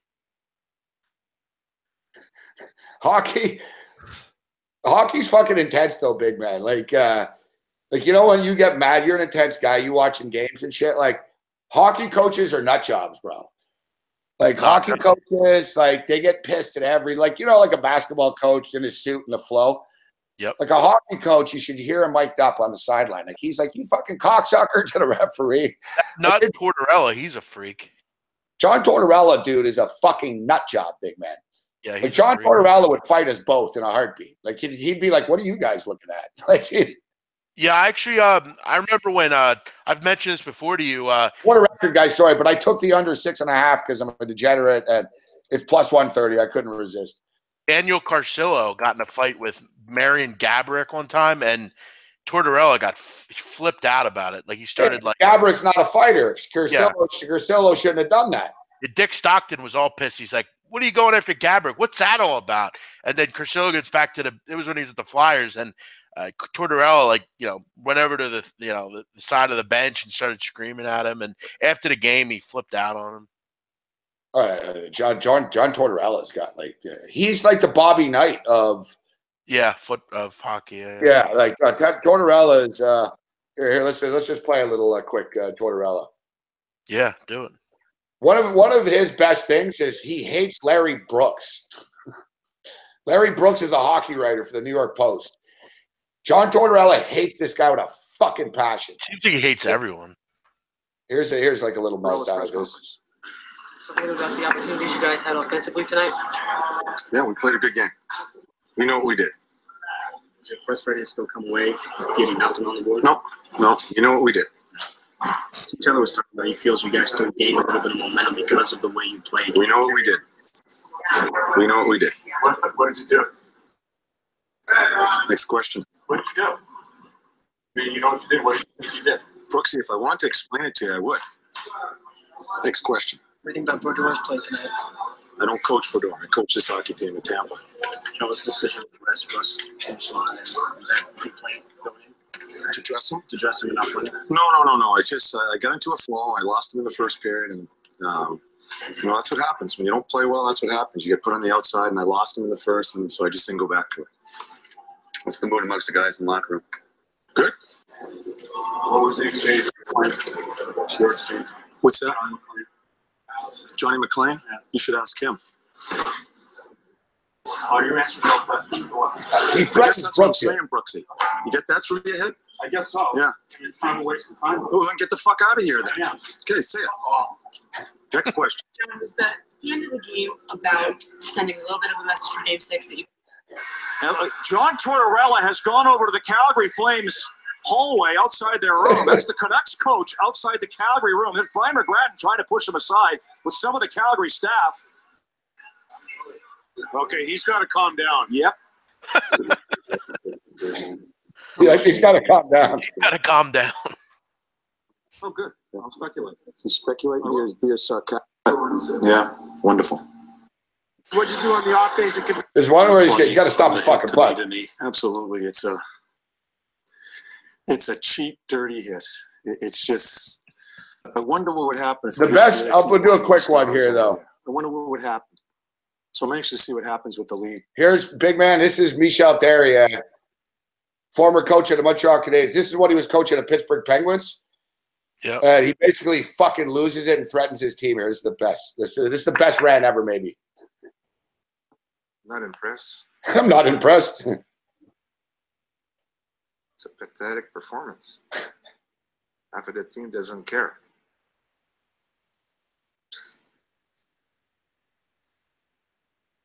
You know, it's like, are we going to be happy to play 8 minutes? I'm not going to be happy to play 8 minutes.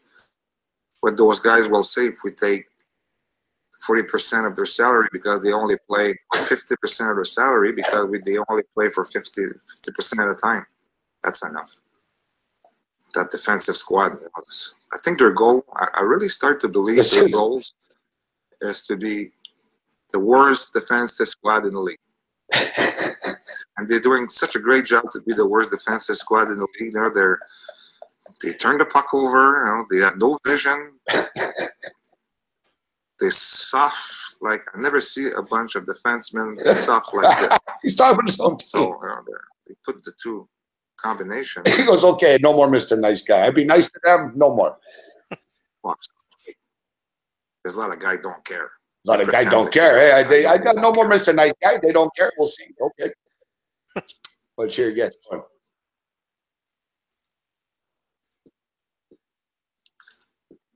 What's the solution? I'm gonna find solution. So it's the first team like this that you've Oh, Canadiens score 3-2. It's a game of emotion. It's a game of hard work. It's a game of passion. You know, there's like Kovacic, what he did the other day. There's no one guy. Golden Knights scored. No way. Yeah. Come on. To do something. Maybe Maxim Talbot at the end. Wow. What's up with this guy? Why is he talking like that? Wow. You know, tried to have a good ambience, you know, with the team yesterday.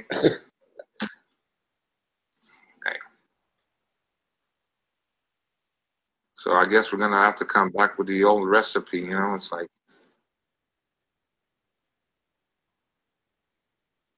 they make my job miserable.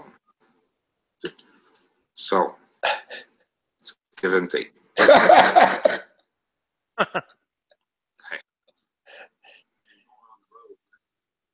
We should note that he got fired about 3 weeks after this speech. The best line is when he says, I really start to believe that my defensive goal, my team's defensive goal is to be the worst defensive team in the league, and they're doing a good job at it.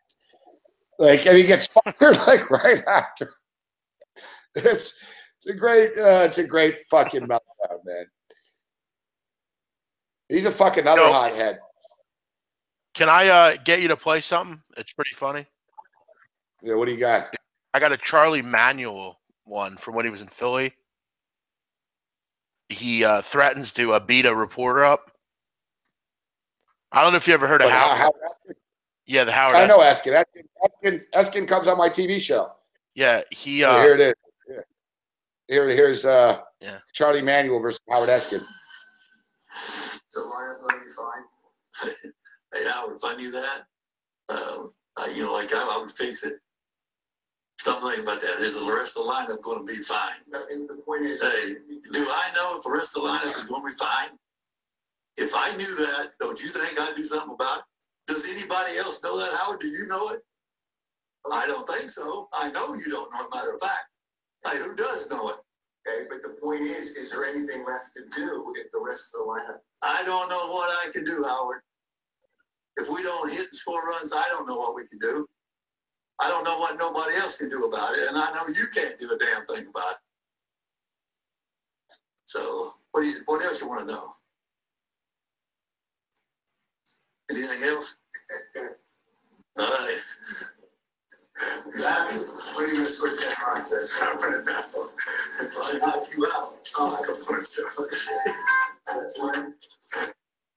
Charlie Man, I'll knock you out.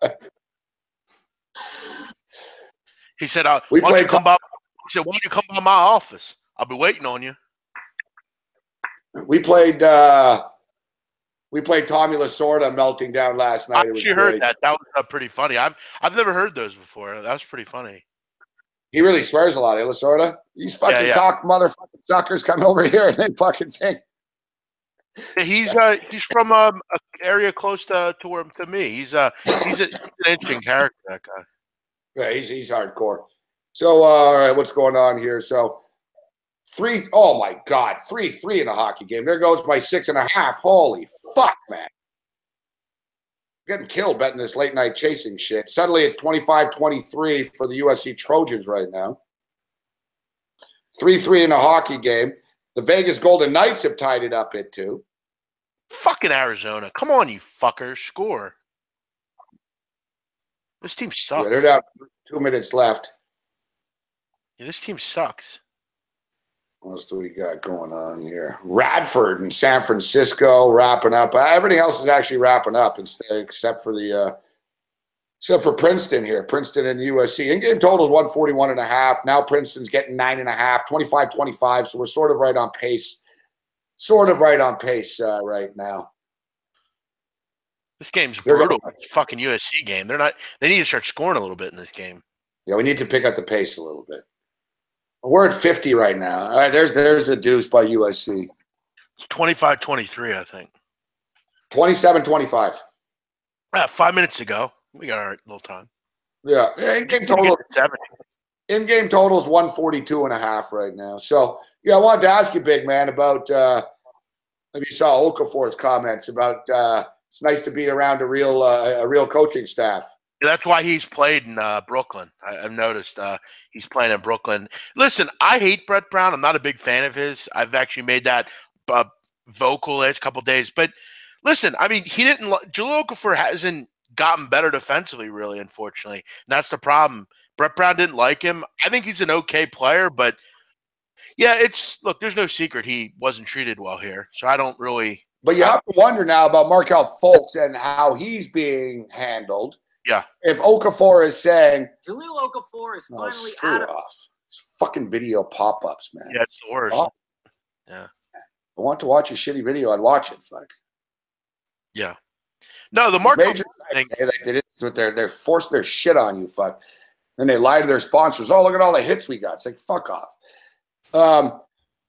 So he goes, this is why I'm happy here right now. He goes, a lot of guys are at midseason form. I feel like where I'm at, I'm actually at the start of the season because I haven't played. I have to catch up, Okafor tells the New York Post. That's why I'm happy here with the actual NBA coaching staff that's taking care of me every day. When I was in Philly, I was kind of figuring it out on my own. I had my own personal trainer that I've been working with since 8th grade, working me out. But it's a different level now when you're actually working with a real NBA staff. It's kind of so, but I don't know, man. This Markelle Fultz shit looks to be pretty fucked up the way the Sixers are handling this. Joel Embiid's never happy with the way they're handling his situation. Is there something to the fact that the Sixers don't know what they're doing behind the scenes? Yes, Brett Brown's not a good coach. That's the problem. Brett Brown's not fit to be an NBA coach, in my opinion. I mean, he's had 5 years. He's finally gotten players, and he fucks it up. This whole Joel Embiid thing he can't play back-to-backs. Why is he the only guy in the league that can't play back-to-backs? I don't get it. He's the only one that can't. Why can't he? They're not any good without Joel Embiid. They're 1-6 without him this year. They need him on the court. And this whole thing where they're holding him out, they're not giving him – I mean, up until a week ago, he had a fucking minute restriction, for Christ's sakes. They need to drop – and the problem is, Gabe, they're losing to bad teams. They blew a big lead tonight to the fucking Kings. They've been swept in the season series by the Kings this year. It's not good. It's Brett Brown. Yeah, you have to start to wonder – whether Brett Brown's that guy to take you guys to the next level, to be honest. It's not. They need to fire him, throw the fucking checkbook at Jay Wright or David Fizdale, and move on. Get a real coach in here, not him. Fizdale would be a nice fit there, actually. He's a great coach. Jay Wright would be. Look, Fizdale's had success without a lot of talent, right? So you imagine Fizdale with some players, actually. No, he would be great. And, you know, you made a comment to me yesterday about Jason Tatum. I mean, imagine if they would have taken Tatum over Fultz. So that's what I'm saying. It's hard. Listen, it's easy to play the what-if game now because I was talking about Tatum, the Lakers even. I can't sit here and lie and say, I was saying everyone's got to take Tatum. I was saying you got to take Josh Jackson, and he's actually struggling a little bit. All right. He's not terrible, but whatever. You know, he's not lighting it up, but he's not sucking. He's just sort of there. But, you know, Tatum just, you know, I knew Tatum was good. I knew he was an explosive scorer and stuff. I started to buy into the Tatum hype as the draft was coming up, but it's fucking real. I mean, this kid's on another level. You just can tell. And, yeah, can you imagine if you had fucking Jason Tatum, Ben Simmons, and Joel Embiid on the floor? Fuck, you really would be fucking unstoppable. Think if you wouldn't have screwed up the 2015 draft with Okafor and took Porzingis, and you had Porzingis and Embiid, Simmons, and you could possibly have Tatum as well. Yeah. On the same team. I read an article about Philadelphia and the Sixers, and it was basically, it was the end. You wouldn't have liked it. I don't know if I sent it to you. It was the Deadspin one. Yeah, you read it. Mm-hmm. And so it was basically, you know, the guy was tired of this process shit and everyone blowing the 76ers all the time. Like the owner was acting like he's some fucking genius or something. First of all, the owner's a stone cold loser. The Devils stink. Crystal Palace stinks in the Premier League. Every fucking thing he touches stinks. He's a bum. He doesn't know shit about sports. Yeah, but you see, like when the Houston Astros, when he tweeted out, like, "Oh, when a plan comes together, like, yeah. Plan." It's like, you're not the Houston Astros, bro. Fuck, dude, you know? He has not been able to get one winning franchise. Look at every franchise he's had. The Devils. I mean, until basically when he bought them right now. Okay, but ever since he bought them, they've not been particularly good. I don't think his England teams suck. I mean, now he wants to buy a team in if they go to London. He wants to buy the team. This guy's fucking loaded, huh? He just bought Qdoba recently. Qdoba, it's like a burrito place. He just bought that. Yeah, he's got money, ton of money. Raking it in. All right, USC going a little bit of a run here right now. Well, it's go down. You know, now it's at 139.5. It's a fucking disaster, this bullshit. Yeah, they need to keep scoring here. I'm not impressed. Come on, Princeton. Give us something on the way out. Princeton's had 25 points for like ever. I know. Since 5 minutes, fuck. There was 5 minutes left. It was 25-25. Now it's 34-25. If fucking Princeton could do their job and it was 34-38, 34-34 or something, we'd be on a nice pace here. Yeah, they're missing shots like crazy. Free ball for Princeton. Good. Yeah, we needed that. Give a little spurt here towards the end of the half here. Where's the fucking that's the thing though with fucking Princeton. Were you guys playing all smart? No one fouls anyone? You know what I mean? There's some fucking points here. Fuck. Yeah, another problem the Sixers had, Gabe, is they let Lou Williams just totally walk. They should have matched his contract. He's one of the better scorers in the league off the bench. Imagine if they still had him. When he's an unrestricted free agent in the summer, they should go out and pick him up. He's way better than Redick. He's a better scorer, and you don't got to give him so much fucking money like Redick. Dude, I fucking ripped the Redick deal from day one. $24 million. If you're going to bring him in to shoot, fine. I don't have a problem with that, but that's a lot of money to pay, and he's not played well. And then he went out tonight with a hamstring issue. I mean, he wasn't good with the Clippers. Like, when was JJ Redick ever good? Well, he was the best college player I've ever seen, but that's it. That's a little extreme, fuck. He was look. I'm not very old, for keep in mind, but in my lifetime, he was the best player I've ever seen. But yeah, he's another weird guy. You know, Gabe, I heard a story about him. Remember when you were shredding Phillip Rivers for driving from L.A. to San Diego? Yeah. Redick still is in Brooklyn and drives to New York every night after the game. How long of a drive is that? Like 2.5 hours. Really, yeah? Why? You were $23 million. You got a 1-year deal for $24 million. At least you can do is live in the fucking city, huh? I mean, you can get a sick apartment down in Center City for cheap. You drive home every night? Like, all right. Yeah, and I'm telling you, you add up 2.5 hours each way, 5 hours a day. Yeah. you add that up through the course of a season of like 200 days or whatever, 250 days. We're talking about 1,500 hours. Ooh, long ball, Princeton. Nice season. Plus, like, what do you do at the end of, like, when you get off a road trip, you come home, you get home at 3:30 a.m., you then drive home. So, yeah, you get to the airport. You're right. So then he gets home into Brooklyn at 5:30 a.m. He's got to be back at the gym, like, it's fucking ridiculous. Yeah. Like, you're spending your body, you're wasting time. You should be resting. We're paying you not to sit in traffic, bro. Like, it's stupid. I wouldn't accept this shit. I would tell him, no. I'd say, I get it. You can live in Jersey if you want, because, I know a lot of the Flyers live in Jersey and shit, in the suburbs, but you're not living in fucking Brooklyn. You don't play for the Brooklyn Nets, motherfucker. You want to live in Brooklyn? It's like, we're trading the fucking Brooklyn Nets. And it's like the SI wrote this stupid article and goes, JJ Redick does everything from long distance. And they wrote this, like, article about it. It's like, it's fucking stupid. It makes no sense. All things considered, big man. We got a 3-ball and we just got a deuce literally at the buzzer, like right at the buzzer. 36-33. Perfect. Yeah, like that. 70 points. That's what we needed. We asked for, right? 69. We need basically 70 points. Perfect. That's beautiful. Nice little flurry at the end there. Yeah, I know. It got stuck. It was stuck on 25-25. Then it was stuck on 34-25. They made 11 points in a minute 19 seconds. That's There's beautiful. a big difference, big man, between us going in here with 69 and us stumbling in with 59-60 here, Yeah.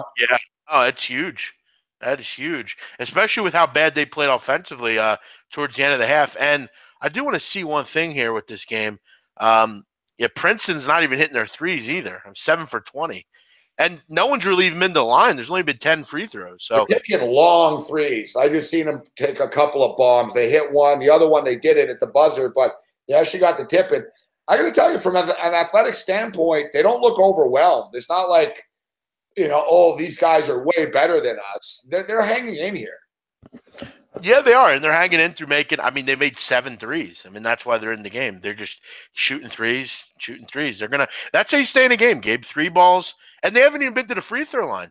Dude, if I got a team that I'm not taking a 15-point underdog on the fucking road unless I know they can hit some threes. You know what I'm saying? Yeah, that's the key to make it. That's what I always say. The key to a big dog on the road is, do they have a player that can take over? Do they have a player that can hit threes or multiple? And can they make free throws? And Princeton can slow the game down. They're going to get less possessions. Yeah, they're a good team to back. Talk about it when we bet on college football, right?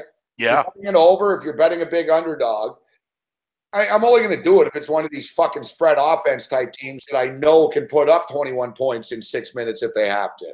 Yeah. What do we got in the second half number in this game? Still no number. Let's see. I would say it's going to be -7 second half. So they're up by 2 right now. 3. What is it? 36-33. Yeah, so they're up by 3. They were 14.5. I would say 7 or 8 maybe. Yeah. They'll get to the number that I thought it should have been. So they're up by 3. Good call. I'm gonna say 7.5 actually. So it'll be 10.5 in game now. I'm already in on this, but I think Princeton hang around, man. Yeah, I don't know.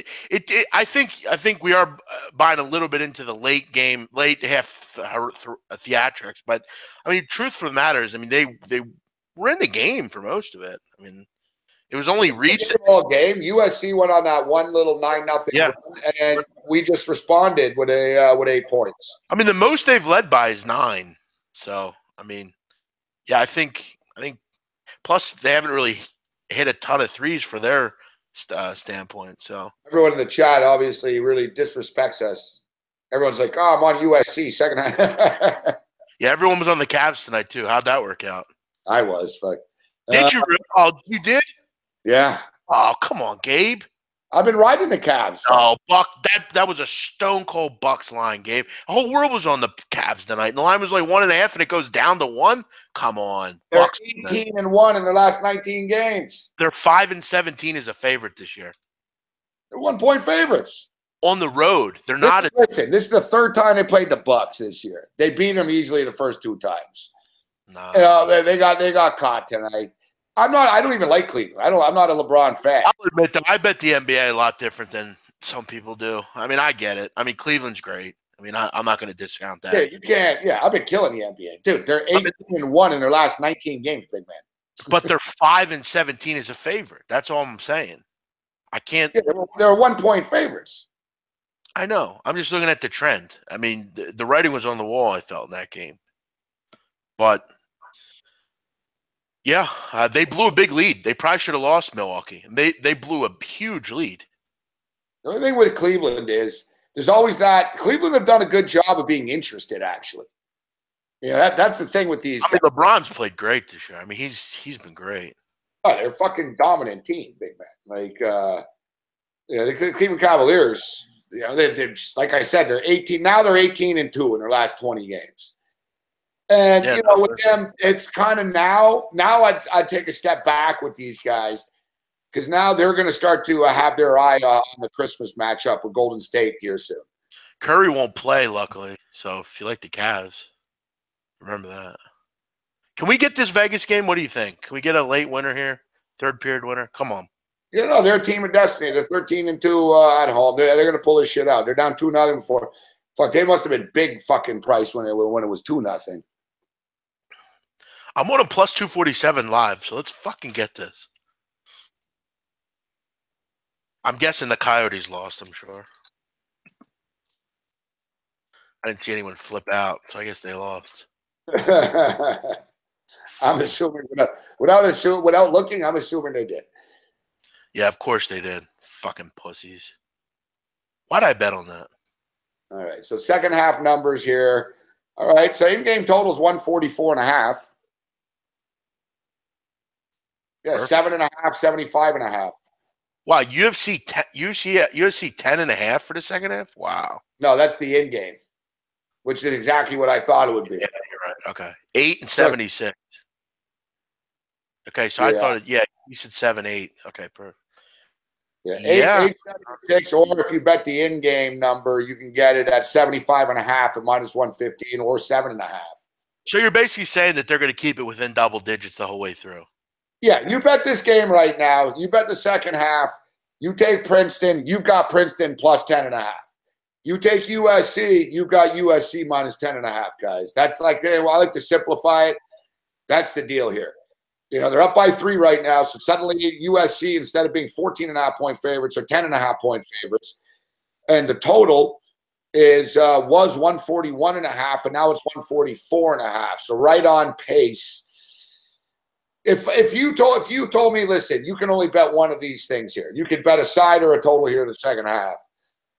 I'd like the total more here. I'd bet the total. I mean, they haven't even been to the foul line. Neither of these. Exactly. And Princeton aren't a type of team that's going to quit. They're an Ivy League. They don't quit, these guys. They're going to bomb threes to the end. They're not going to quit. Eventually, there'll be some fouls. I mean, USC could go on a little bit of a run and win by 12 or something. So I'm not saying that taking Princeton here in the second half is the best bet. But I don't have a problem with the over 75, 76 here. I think it opens up a little bit. I agree.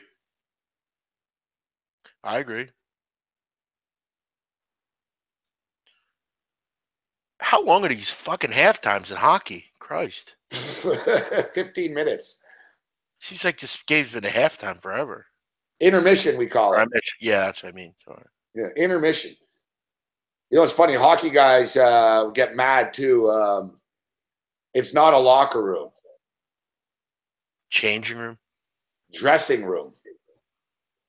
Like, they take offense, like, to locker room. Fuck off. I'm saying locker room. Yeah, it's not locker room.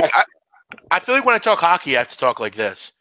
Yeah, I mean, we did a nice job at halftime. The organization, it really cares hard about. That's your Canadian accent? Yeah. I mean, Simone, I hit a great game. Big time Bulls on that late goal. Brooks, like halftime in hockey. Intermission, whatever. You know what the most, though, but like you said, too, the Canadian dudes, look, I'm Canadian, so I don't sound like that. But like you said, I watch any guy on TV and a hockey guy, I'm like, fuck, does this guy ever look like he covers hockey? You just know right away, big man. You know what I mean? You just know. Yeah, no, you definitely like I said, like Babano looks like a hockey guy. He just does. He looks like he's a guy that's talking about hockey. Fuck off, Ryan J. Get over it. I'm doing an impression. I do them all the time. You're probably new here, so you don't know that. That's racist. What's racist about it? Yeah, it's not racist. I'm Canadian. I'm not offended. Shut up, Ryan. Talk like me. You think I'd get offended? I'm doing a fucking accent. I'm doing an impression.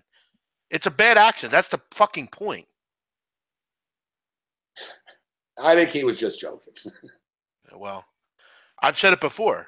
When I think of Canadians, I think of certain things. It's just how it goes. I thought this is your boy Ryan. No, your boy Ryan. He wouldn't do that. This guy Ryan, this guy's in Philly too, though, right? Yeah. Well, he says that's racist. That accent's so shit, and then he goes, "Oh, I'm just kidding." Oh, I didn't know that. It's like if someone says, "Well, all Philly." Every time I think of Philly, I think of hoagies and soft pretzels. Well, every time I think of Canada, I think of hockey and maple syrup. That's just what I think. And that accent. I heard of Tim Hortons recently. I guess I think of that now. Or CFL. We bet that game. Hey, you enjoyed the Grey Cup. Yeah, it was fun, and I'm going to enjoy this fucking Lightning game whenever it gets going here. Yeah, how about that? 2 American teams. I bet on 2 American teams tonight. How about that? Fuck, Toronto Maple Leafs 8-1. Wish I was on that game. Yeah, I was on the other side. Oh, really? Yeah. Oh, no. Sorry. All right, what's going on here? All right, the halftime's over, big man. Good. These hockey teams, man, they score a ton now. 6-4, 6-4, 4-3, 8-1, 6-3. I got the over in this. I've got the over in this fucking Vegas game right now, too. I don't like betting overs in hockey. Over 6, and of course it's at 2-2 right now. All right, here we go. Let's get this done here. Calm the fuck on. Yeah, we'll get your LSU coach. Give us your take, Ed Orgon's opinion on hockey. Oh, we don't play much hockey down here in the bayou. We just eat chicken on a stick and play football. Go Tigers. I wanted to talk to you, Gabe, about the bowl game coming up. We got a big game down at Campbell Stadium down in Orlando. We're playing Notre Dame, big bad boys from Notre Dame, from South Bend. What's that, in Illinois, I think? Oh, no, I mean Indiana. We're going down to Disney World over the weekend. I can't wait to ride the teacups.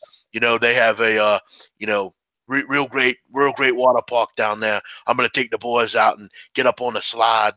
I love those water parks, Gabe. We don't have many of them down in Alabama. All we have are mud boats and crawl daddies down in Louisiana. I like to see Coach fucking Oregon on skates. Him skate? Yeah. Oh no, Gabe. No, we don't skate, Gabe. I'll break my leg if I skate.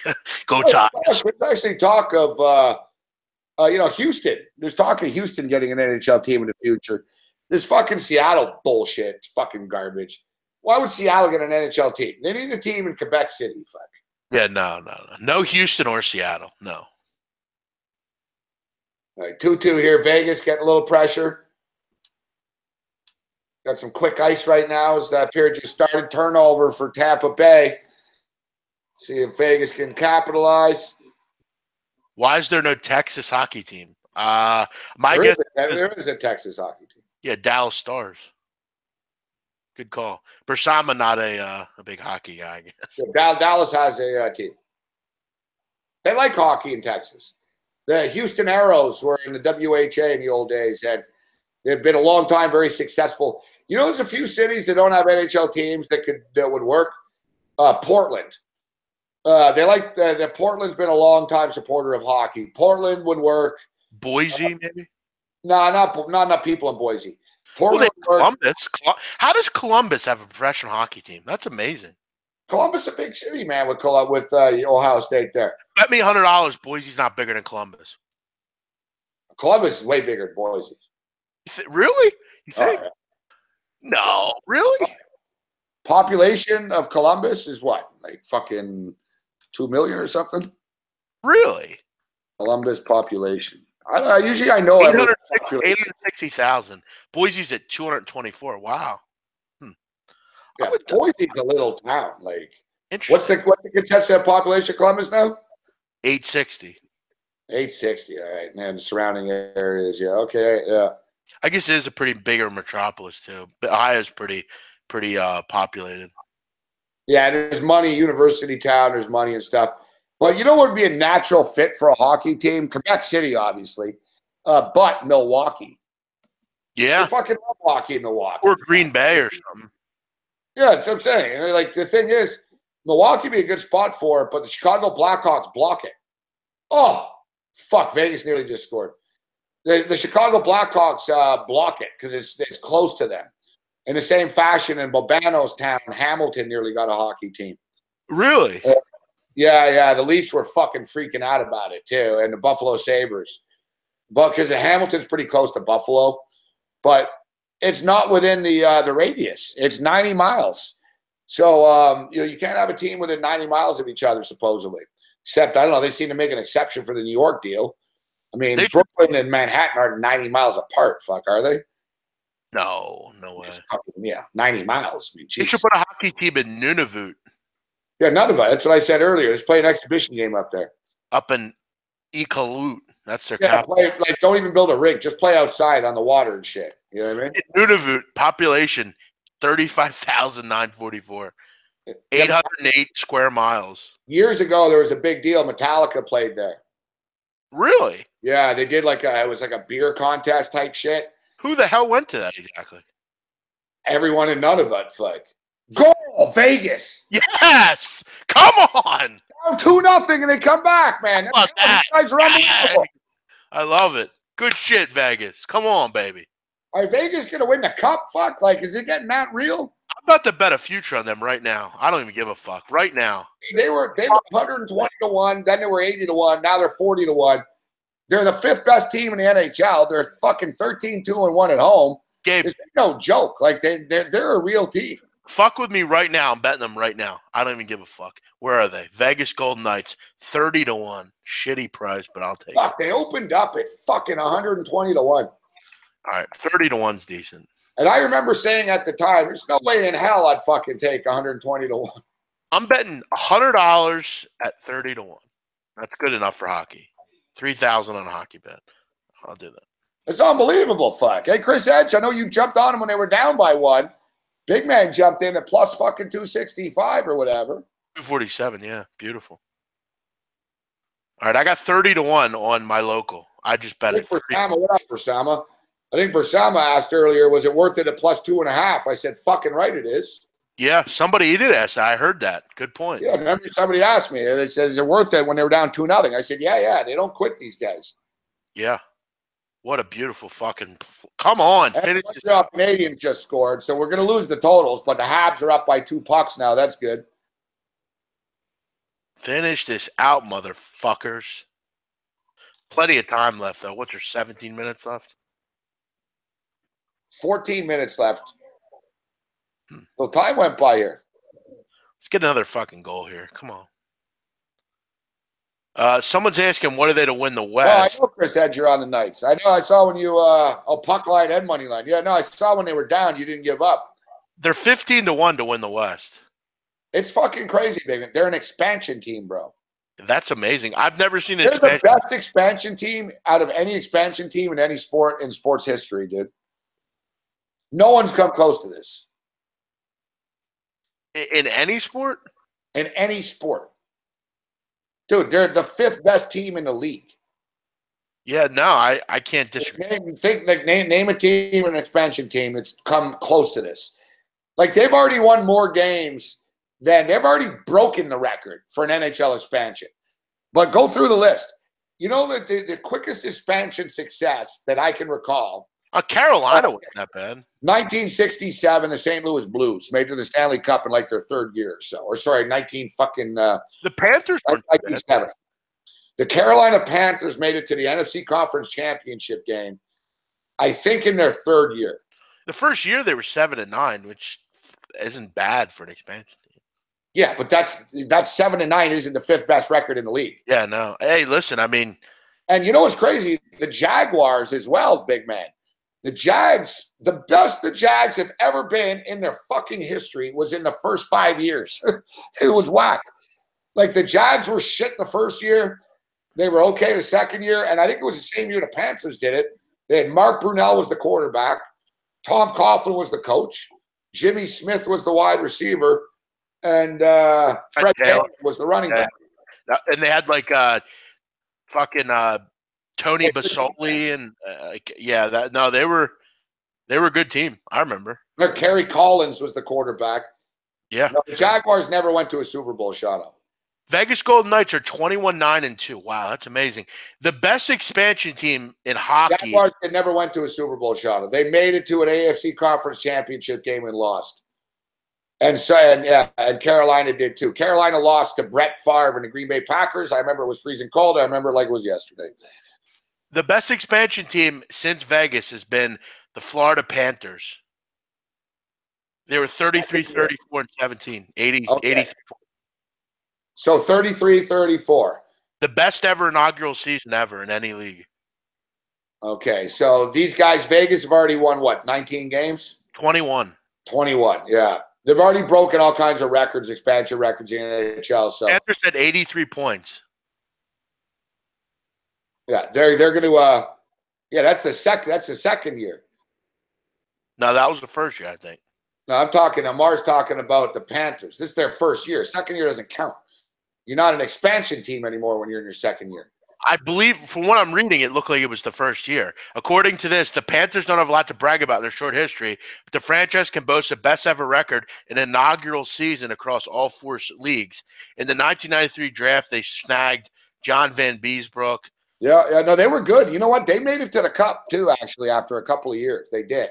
And that's according to CBC.ca, whatever that is. CBC.ca. It's Canadian. I guess that's like the Washington Post of Canada or something. Yeah, it's like the Canadian Bank Corporation. I don't know. It's Canadian Broadcasting Corporation. I got you. It's like PBS. That's a good example. The Carolina Panthers. Sorry, okay. Yeah, no, it was real good. Yeah, real good. I was talking about the Florida. My bad. Yeah, the Florida Panthers. Yeah, exactly. Right. I know everyone's talking about different Panthers here, but I'm aware of what everyone's talking about. Yeah, Florida Panthers. John Van Beesbrook. All right, Shy Picks, you want a trivia question? Fuck, name the Fab Five, starting five, Michigan Wolverines. And anyone that starts with the fucking Chris Webber, you know they don't know it. I mean, I can name them. If somebody asks you who the Fab Five is and you start with Chris Webber, Jalen Rose, or Jawan Howard, you know that the guy's buying time. Jimmy King, Ray Jackson. Yeah, Jimmy King and Ray Jackson. Everyone always forgets them. I don't. Jimmy King's my favorite player. All the people just remember them because they went to the league. Yeah, you didn't, Shy Picks, you didn't give us a good trivia question. I don't like that shit about what teams end in letter S and shit like that. We also do remember. We also remember your little stunt on Sunday, calling us go back to Canada and fuck you. But we'll give a second chance. Give us a better trivia question. That one sucked. Yeah, I don't want to play. I'm not into what letter ends teams and shit. No, I don't want to name any teams that don't end with a letter. I don't care about fucking what letters they spell. Ask me about a fucking team. Ask me about a fucking year. I'll tell you something. But I'm not playing team names. Let's do the mascot game. College mascots. Try to stump me. You can't. All right. So I don't know. I know some people heard the radio show. I know Drew did today. But I saw. Here's a fun thing, Big Man. You're gonna like this. So Big Man, if you had a vanity plate for your ride, what if you could get anything on your plate, what would you put on it? Big Man? No, I would probably put I don't know, that's a good question. How many letters do you get on those? I forget. 6, 8? 8. I was thinking Bad Beats would be good. I like Bad Beat. A gambler. GABLR. But fuck you. Fuck you. IUPUI is the Jaguars. All right, so we went over this on the radio earlier today. What did you I have put? a list here. I have a list here of 330 rejected license plates in the state of Ohio this year. Well, lots of Ohioans like to get. All right, so for the record, there's a lot of anti-Trump ones that got rejected. WTF, TRMP, rejected. 45 sucks was rejected. 45 a liar, rejected. FCK, TRMP, rejected. FTRUMP, rejected. The reason that you get rejected, because they give you like a reason, you know what I mean, and like a letter, like no, you got rejected. The WTF, the Trump stuff could provoke violence. That's what they state. Which is a good point, dude. I brought this up. Yeah, man, you're sitting in a fucking car with a fuck Trump license plate, man. Some dude like Shy Pitch pulls a fucking gun out and shoots you in the back of the head. Yeah, you know what I'm saying? Yeah, good point. Or Mick. So you like this one though. Get this. On September the 23rd, when the Kyrie Irving deal and everything was completed, somebody in Boston got rejected for an F Kyrie license plate. What's the problem with that? I know, F Kyrie. Somebody in Boston got rejected for an FS Steph Curry. The following license plates were also denied in the state of Massachusetts. IHAPPLE. I hate people. I hate you all. I hate kids. People hater. All with like the letter 8, number 8, were all rejected. Duh shit was rejected. DA shit. I don't know why somebody would want the fucking poo-poo on their license plate. My favorite one that got rejected, this one's pretty cool. Chapo. Chapo. I would do El Chapo. I know, like they did the Chapo 11 rejected. Horse HORSSHT was rejected. FK Star, fuck Star was rejected. Bombed was rejected. Come on. BOME was rejected. Bomb was rejected. I'd do MOB. Yeah, that's a good one. That's not bad. This is my favorite one. Dope AF. Dope. RUTF. Here, I'll send you the link here. Let me send so you can see it. I'll put it in the chat actually. All right, should I put it? Will it go up in the chat? The link? No. No, hey, no. That's what I thought. I don't know why they do that. Fuck. So annoying. DM. Yeah, here I'll put it. I'll send it to Big Man over regular Twitter. So if anybody wants to see it, it's a good question, Gabe. Fuck, marry, kill. Lindsay Lohan, Miley Cyrus, or Selena Gomez. Think wisely. So what was the question? Who do I want to do? Fuck, marry, and kill out of this list. Dude, we can't say kill, guys. That's not good. Not talk to. Yeah, kill. I mean, come on. Yeah, whatever. Lindsay Lohan, Miley Cyrus, Selena Gomez. First, yeah. Well, sorry, Selena. You're the first one to go. Really? Oh, yeah. She's first, yeah. I don't know who's the other two. Miley Cyrus and Lindsay Lohan. Miley Cyrus. Yeah, I like Lindsay Lohan, so I'd marry her. I would marry. It'd be a crazy marriage. It wouldn't last long. So yeah, I would state that I don't want to kill Selena Gomez, but she'd be the one out. Like if there's 3 chicks and only 2 of them can stay, Selena's got to go. Miley Cyrus is just skanky, so she'll be good in bed. And I've always had a thing for Lindsay Lohan, so yeah, I definitely wouldn't be into Miley. She'd be gone. Bieber's with Selena Gomez now, I think. That's reason enough too. That's the other thing too.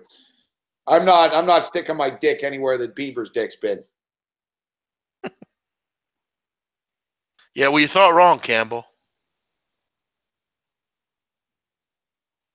People coming in, Gabe, asking for the link. Lakers aren't playing. No, he's looking for a Lightning game. Yeah, NHL betting lives. Yeah, it's 3-2 in this game. How much time is left in that game, anyways? 8:03. 5-3 for the Montreal Canadiens. High-scoring game. At least we jumped on the Habs, softened that blow. They're up 5-3. All right, Gabe, you have to answer this. How about this one? Justin Timberlake, Bieber, or Adam Levine? What's the deal? Which one takes a bullet first? Yes. Adam Levine, Bieber, and who's the third one? Levine, Bieber, and Timberlake. Fuck. Fuck. Timberlake and fucking Levine, they're getting pushed off the cruise. Like I'm gonna push. Wow, Bieber's third.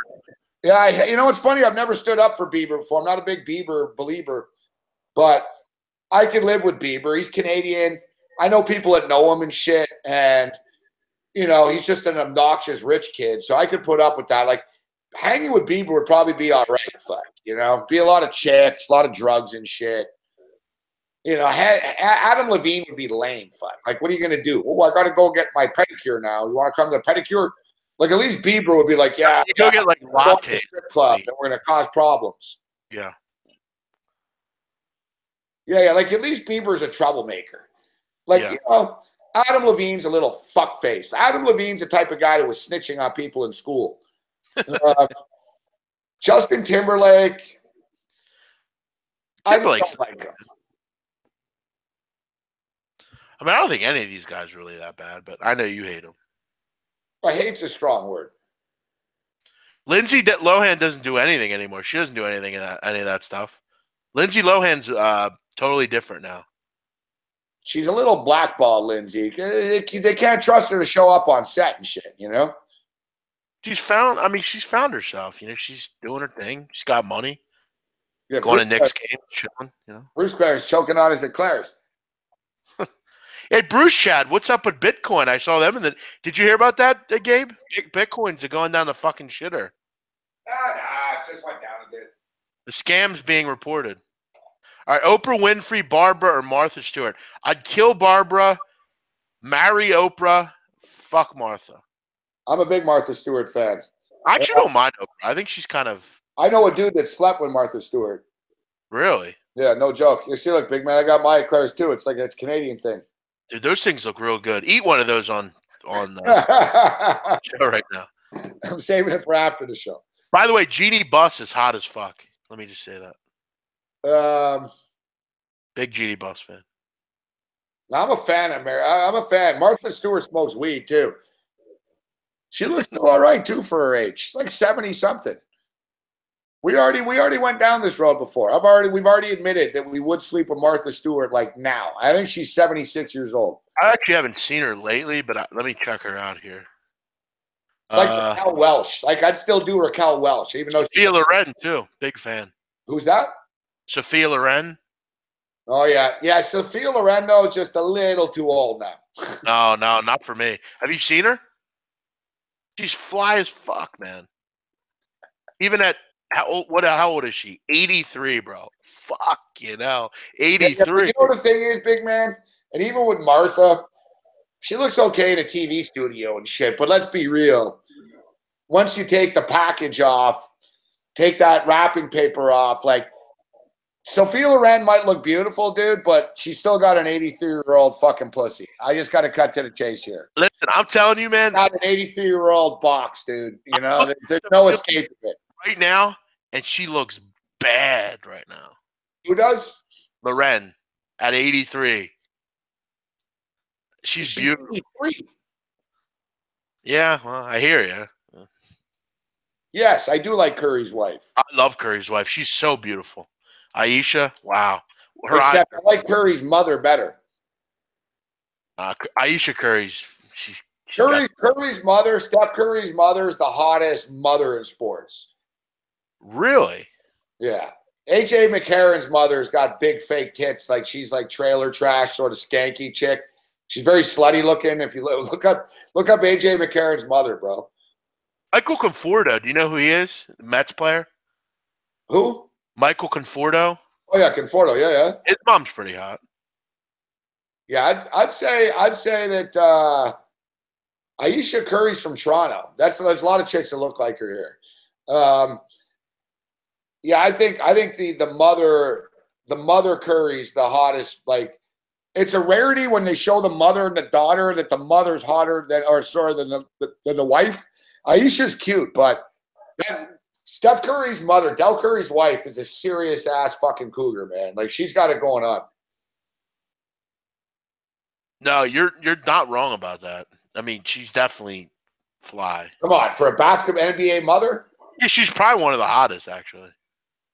I don't even know like any other ones. I'd have to like look them up, but yeah, no, I'm not. I feel kind of awkward talking about these guys' moms. We're just saying, yeah, like Kevin Durant's mom, like, or Donovan McNabb's mom, like, the big lady in the fucking Campbell soup ads.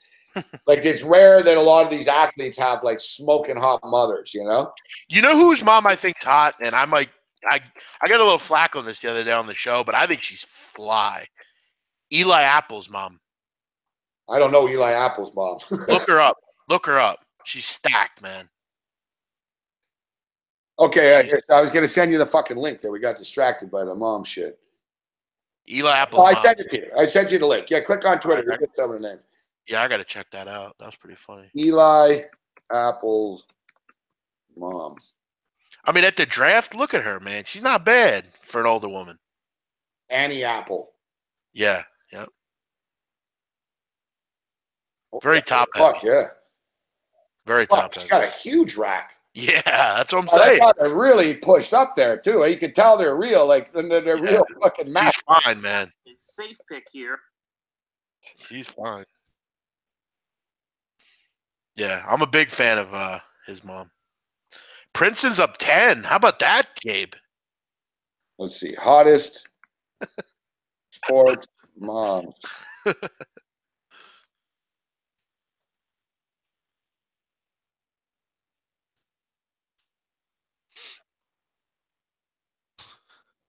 Right, the hottest moms associated with sports. I got to see this. No. See, they have athletes. Like Jenny Finch is a mom. No, I don't want that. I'm talking mom athletes. Moms of athletes. Yeah. Hottest mom athletes. Athlete moms. Hottest athletes moms. The show's hitting a new low. All right, here it is. Sporty MILFs. Like the sound of this. Yeah, this is from 2010. Like Gabrielle Reese. No, man. What part of this don't they understand? I'm not talking about athletes. Fuck.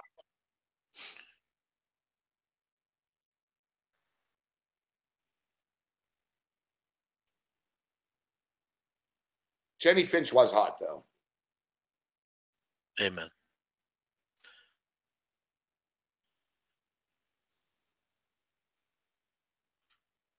I got to see Steph Curry's mom. I haven't seen her in a while. Oh, shit. Tampa just scored. Oh, no. Really? Fuck. Over hits, over cashes. They're at 6. Damn it. It's going to be one of those. Sides in hockey, so that's that. There's the over.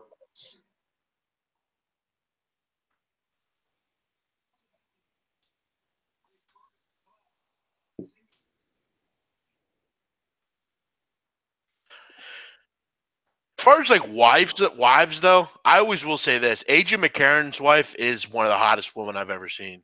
She is fly, man. That girl. Wow. Oh, Catherine Webb. What a beautiful woman. Yeah. My God. Yeah, what a shock, eh? I tweet up AJ McCarron's mom. She apologizes for racially insensitive tweets. You're kidding.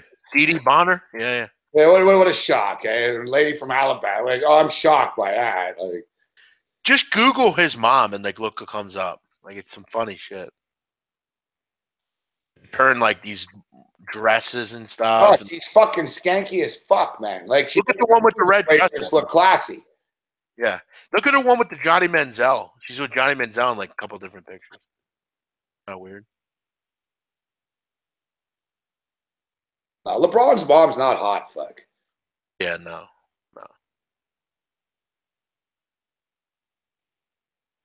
Dude, that can't be AJ McCarron's mom right there. No way. That is AJ McCarron's mom. Did you see the one in the Dude, she goes to fucking keg parties and shit. Look at She's the definition of a milf. No, like she'd do porn if her son wasn't a star quarterback. This chick would be on Girls Gone Wild MILF edition. I'm telling you, bro. Wow. Jesus Christ. That's amazing that his mom's like that. Fuck. Well, AJ McCarron's mom, I know. Wow. He must have thick ears, though, because you know that fucking in the SEC, people are like, hey, bro, your mom's a skank. You know he was getting that shit. What's up with Damian Lillard last night complaining that people were using gay slurs towards him? I mean, I didn't hear about that, but... Is Damian Lillard gay?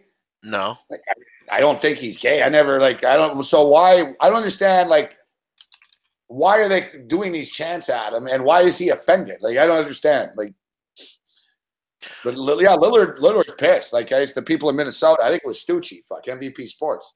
I mean, I guess you never really know. I mean, maybe he has a brother that's gay or something. I mean, we should be chanting those words again. I mean, that's I actually didn't hear about that until right now. Shy Pick says every chick in Bama's hot. I've been there. They're not. Yeah, you might want to look around a little bit. They're not. There are some cute girls in Bama.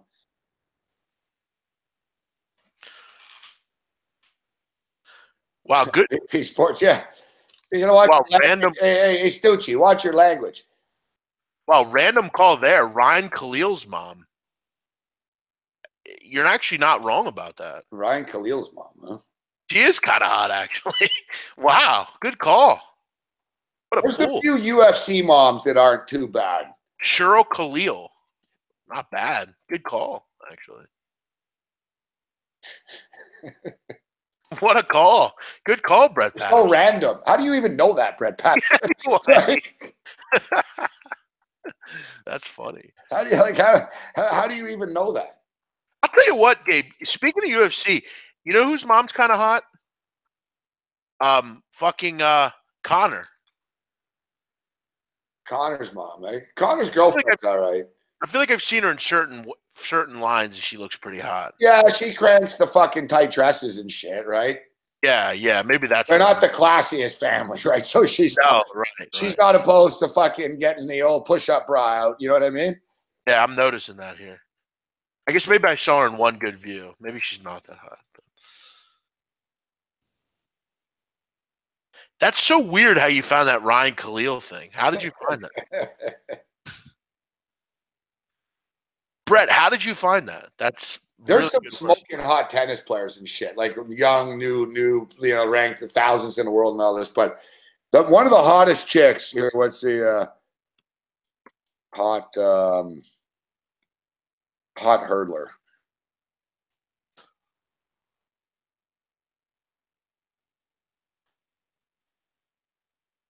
Oh, here she is.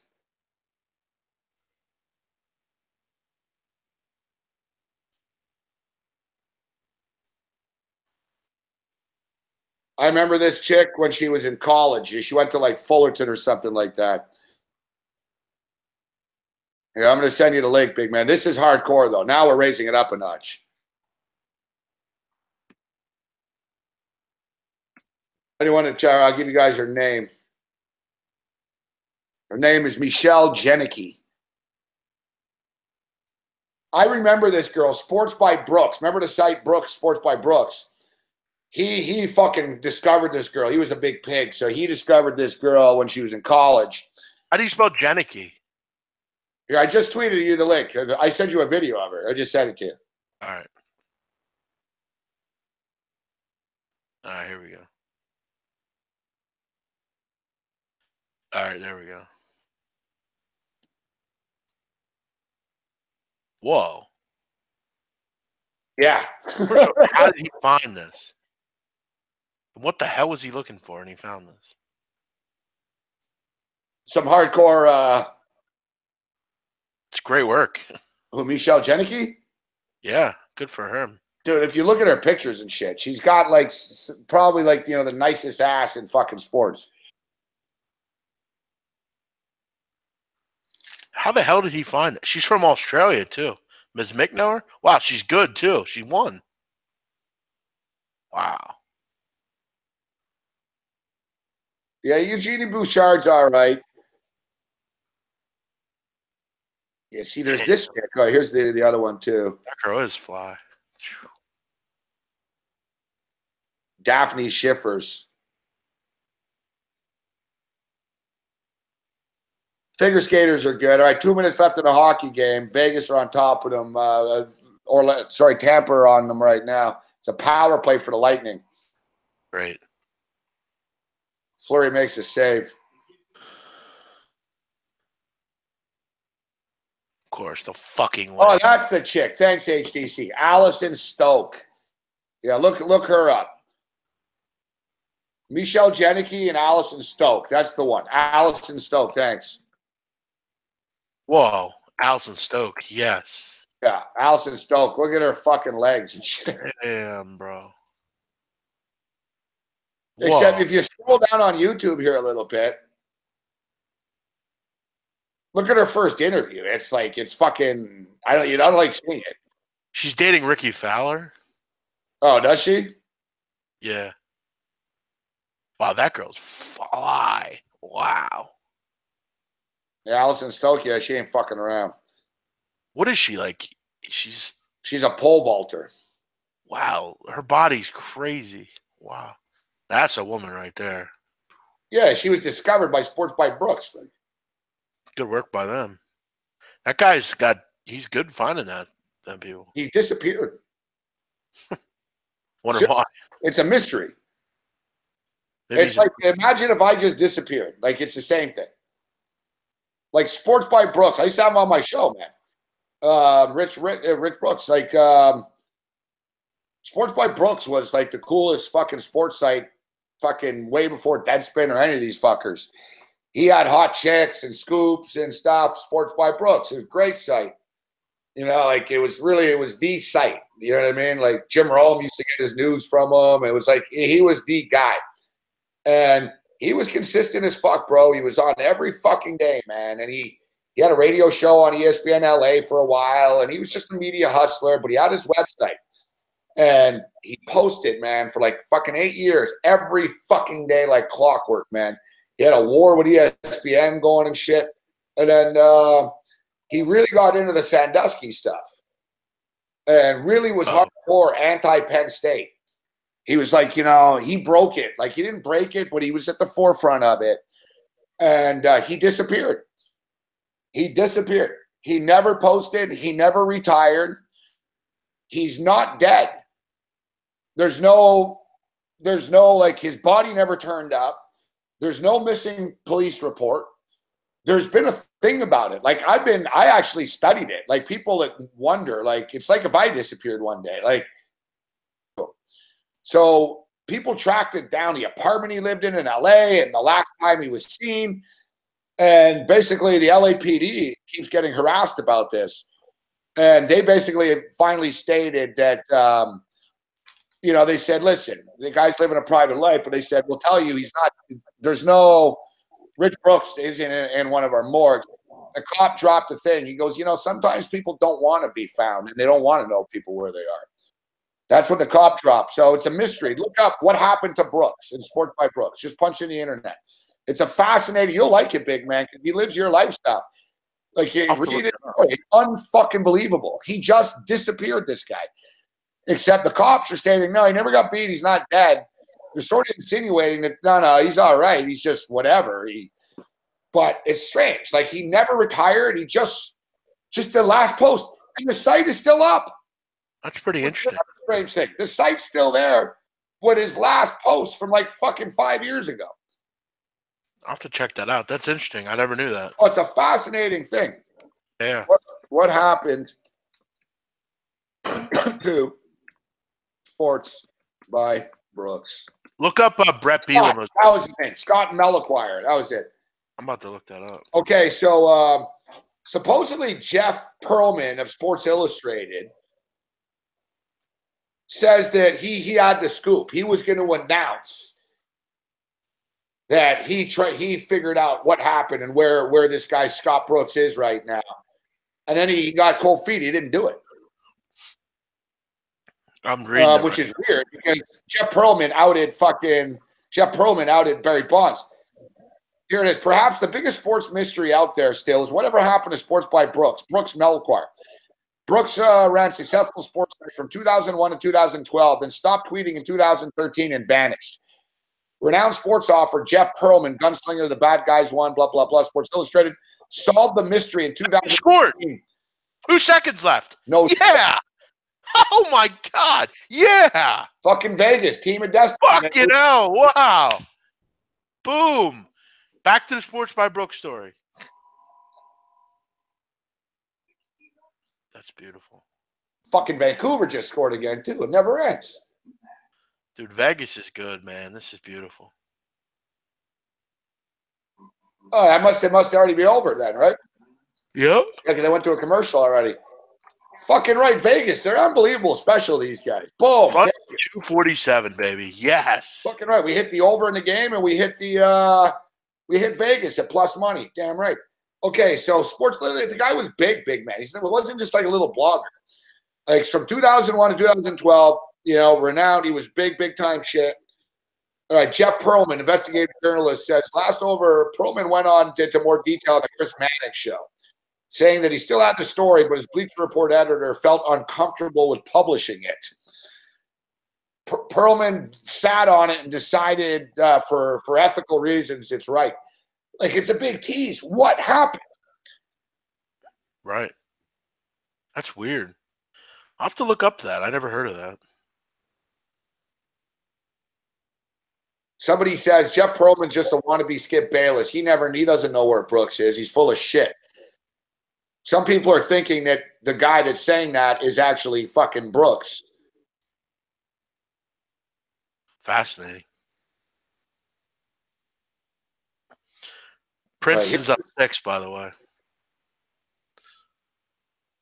It's not, dude. I can send you this thing. It's an awful announcement. Yeah, the cop said sometimes people go away for a reason, but people were saying he's not a bettor. Like, he didn't owe a shitload of money for betting. Just disappearing. He didn't have a drug problem. Like, I don't know. It's really, even Reddit. The people at Reddit are on it. Like, Reddit's just like, that could be anybody though. Reddit's just like random people. No, I know, but they're pretty good at digging this shit down. No, yeah, you're right about that. 66-61, 5:54 to go. Total's looking good. Yeah, total's looking good. Beautiful. What time we get some free throws here? If you took Princeton second half, you're looking good also. Fuck, I know. I wanted to at the 7.5, but I already had him at the 15. You know what I mean? The second half's looking good too. It's at 59 with 5:54 to go. $5 on that. Good. By the way, Gabe, Brett Bielema's wife. Have you ever seen her? Yeah. How did he get her? Boom. Canadian score 7-5 empty netter. Wow. He gets her an $8 million a year deal to be the worst coach in America. He's the worst coach since Charlie Weiss. Fuck. And he's a hot 68-61. Princeton. Come on. I mean, if this over doesn't hit, we're fucking. I mean, there's no way it doesn't hit. 6 minutes to go, and they're at fucking 130, 129. That's unfucking believable. Vegas comes back and wins. And we hit the Habs. And some nice wins here. Yeah, hitting this USC. What a big night. What was the total in that game? Which game should I pick? Which one? I hit my play in the day earlier. Beautiful. In the Vegas hockey game, it was 6. Or the basketball game, it was 141.5. And then second half, Yeah, it was 6 in Vegas. 70-63. Come on. All right, Prince? big man. I'm going to take a quick break. You want to hang in here and hang out to the end of this game? Sure. Go ahead. I'll handle it. All right, cool. I was going to put the volume up on the game in the background here if you want. Up to you. I don't care. Returning to that form, he has 20 now for the Trojans. But if you're Yeah, feel free to ask, big man. Just give me a minute. I'll be back in a second. It's okay if the other guy is scoring one-on-one. That takes them out of their game. But their game is McLaughlin for you. Whoa. Oh, my gosh. Boom, Princeton, 3-ball. About to hit. 73-65. All right, we're at 138. We need 5 points. Keep posting up Metu, who can rebound for the Tigers. Princeton's going to win this game outright, big man. Yeah, that's amazing. You don't want fouls here. Senate just passed the tax bill. Put it all out there tonight. Let it go. Yeah, I'll turn down the sound so it's not confusing for you. Creativity. Oh, it's your favorite. Bill Walton's doing the game. Oh, please turn it down. Yeah, Johnny Cash, that's not funny anymore. You said that earlier. It's not funny. I looked her up. She's like old. It's not funny.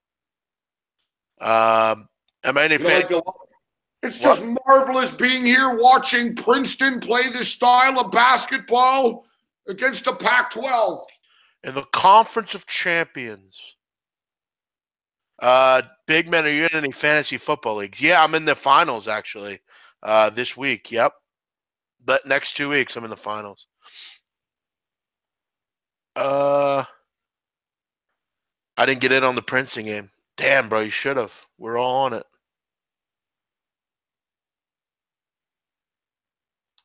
Man, that Vegas Golden Knights was sweet, especially after they gave the goal up to tie it. Down 2-0, man. That's beautiful. Shy Picks, you're talking fake news. The tax bill did not get passed. What are you talking about? I'm not seeing it here.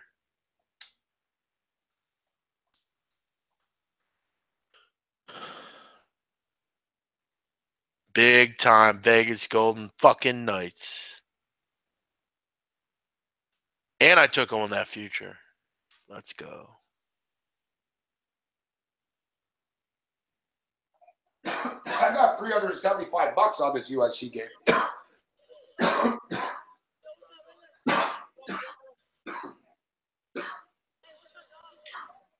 Yo, Gabe. Yo. There's a video of Lillard like walking up to like those fans that said that, and he's like, he didn't look too happy. He like walked up and they're like, oh no, we were just kidding, man.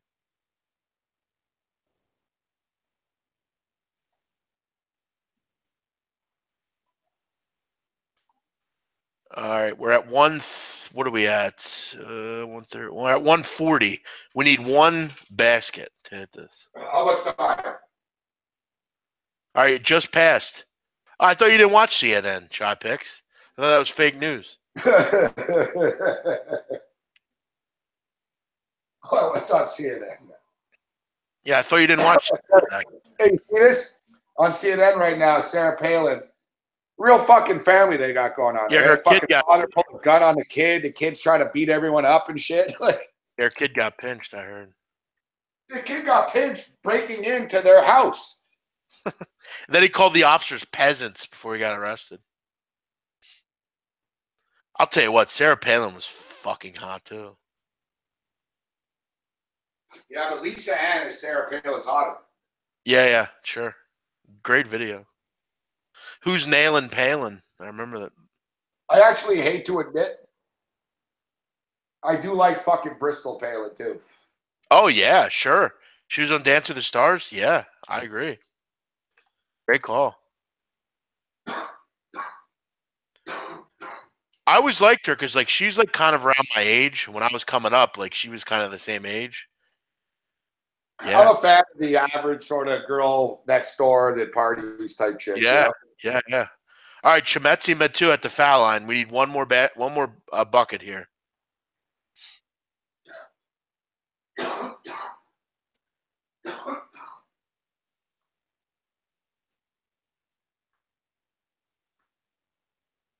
No, I'm not on any soccer. Not right now. I gotta wait till the lineups come out. Carabao Cup is all about lineups. Uh-oh, here comes USC, only down 5.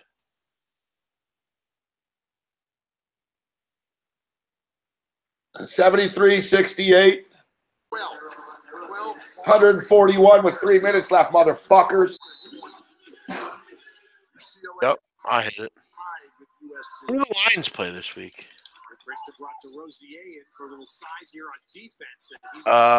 There it is. Winner. Over's a winner. Perfect. Oh, okay. Yeah, I've seen the side chick. She's hot.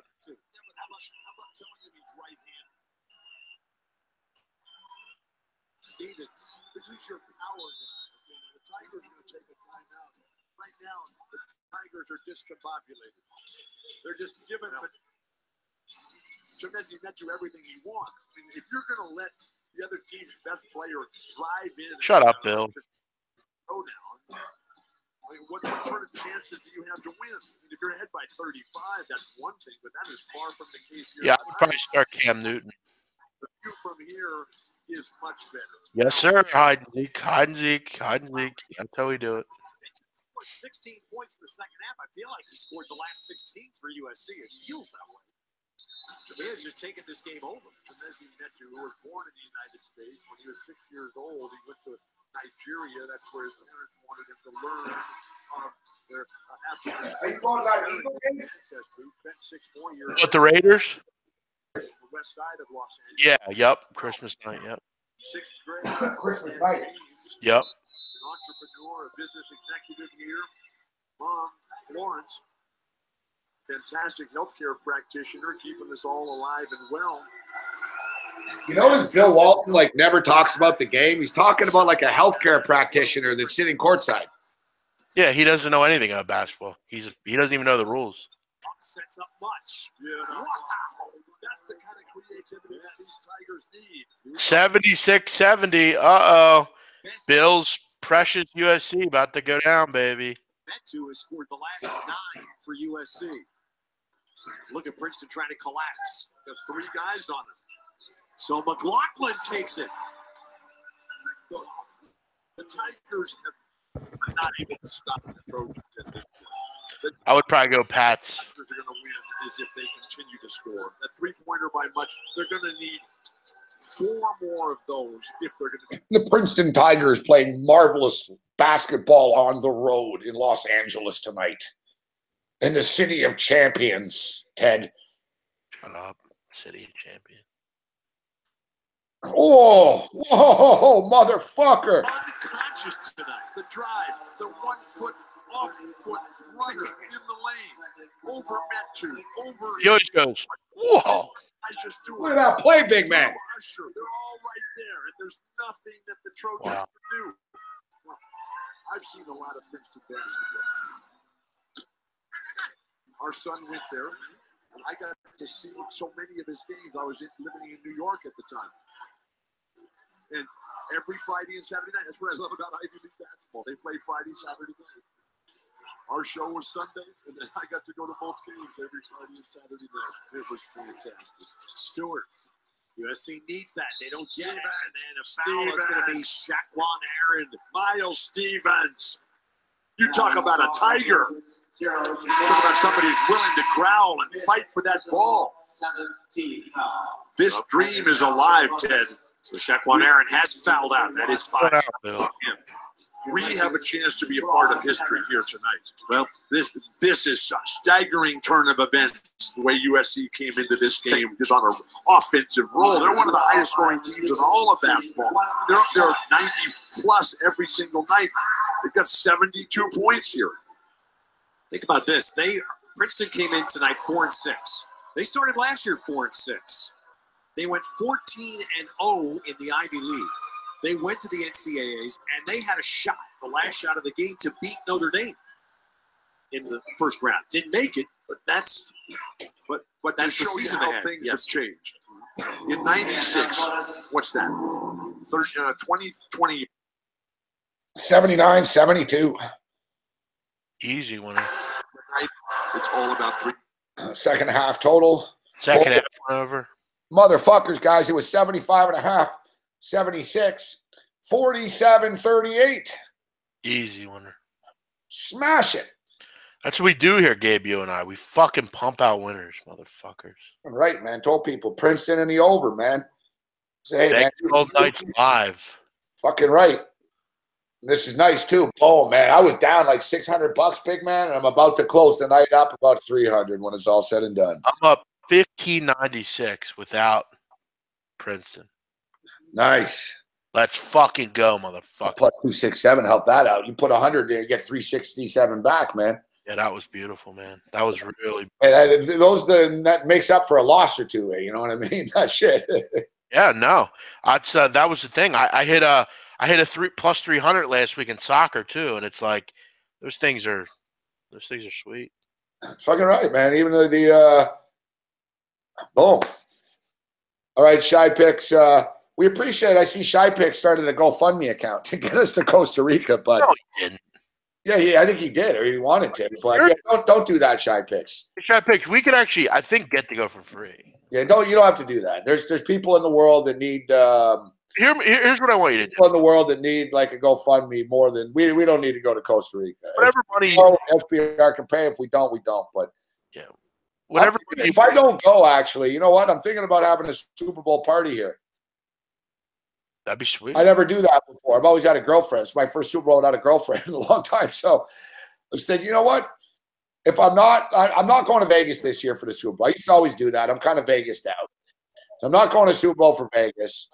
I would go to Costa Rica if they put it together. That'd be a fun time. But if not, maybe we'll get Babano down here, get some, get some other guys that are in the area, Kitchener Ranger Ray, Cam Stewart, etc. And have a little. No, Mick is going to be. Mick is going to be at the live show in Vancouver, though. Yeah, is he actually going to show up? Yeah, he fucking better because Mick won a CFL fantasy league I ran, and I fucking paid him the $500 he won. So supposedly he's taking the $500 I gave him, and he's going to buy a fucking ticket. So that's if Shy Picks is coming, I'm not. What, to Costa Rica? No, to whatever party you're having. I might beat him up. You know what? I'm all good. Nah, I'm kidding. But no, we don't need. That's very nice of you. But donate whatever you get. Donate to charity or something. Yeah, there's people that need. Yeah, we don't need the money. But yeah, we'll see. I don't know. I mean, they were like, "Oh yeah, it's a great idea," but this shit's coming up. And like, where is Zach? Is he? I haven't heard from him in a day or two. I know more than that exactly. Because me personally, Super Bowl, I usually do two things. I'll either go to Vegas or I'll make money on the Super Bowl. Like, you know what I mean? Like I can appear. I've already been asked. Fuck, I can make $500 for showing up to a sports bar if I wanted on Super Bowl Sunday. So like I can make money on Super Bowl Sunday. You know, that's why, to me, it's more of a business day, or I can turn it into my own day, How about this? You got to make this a fucking promise. If the Eagles are in the Super Bowl, you got to come to Philly. That would be fucking dope. I don't know if I can make the promise, but I'll take you to Broad Street. If they win, you'll have the best time of your life.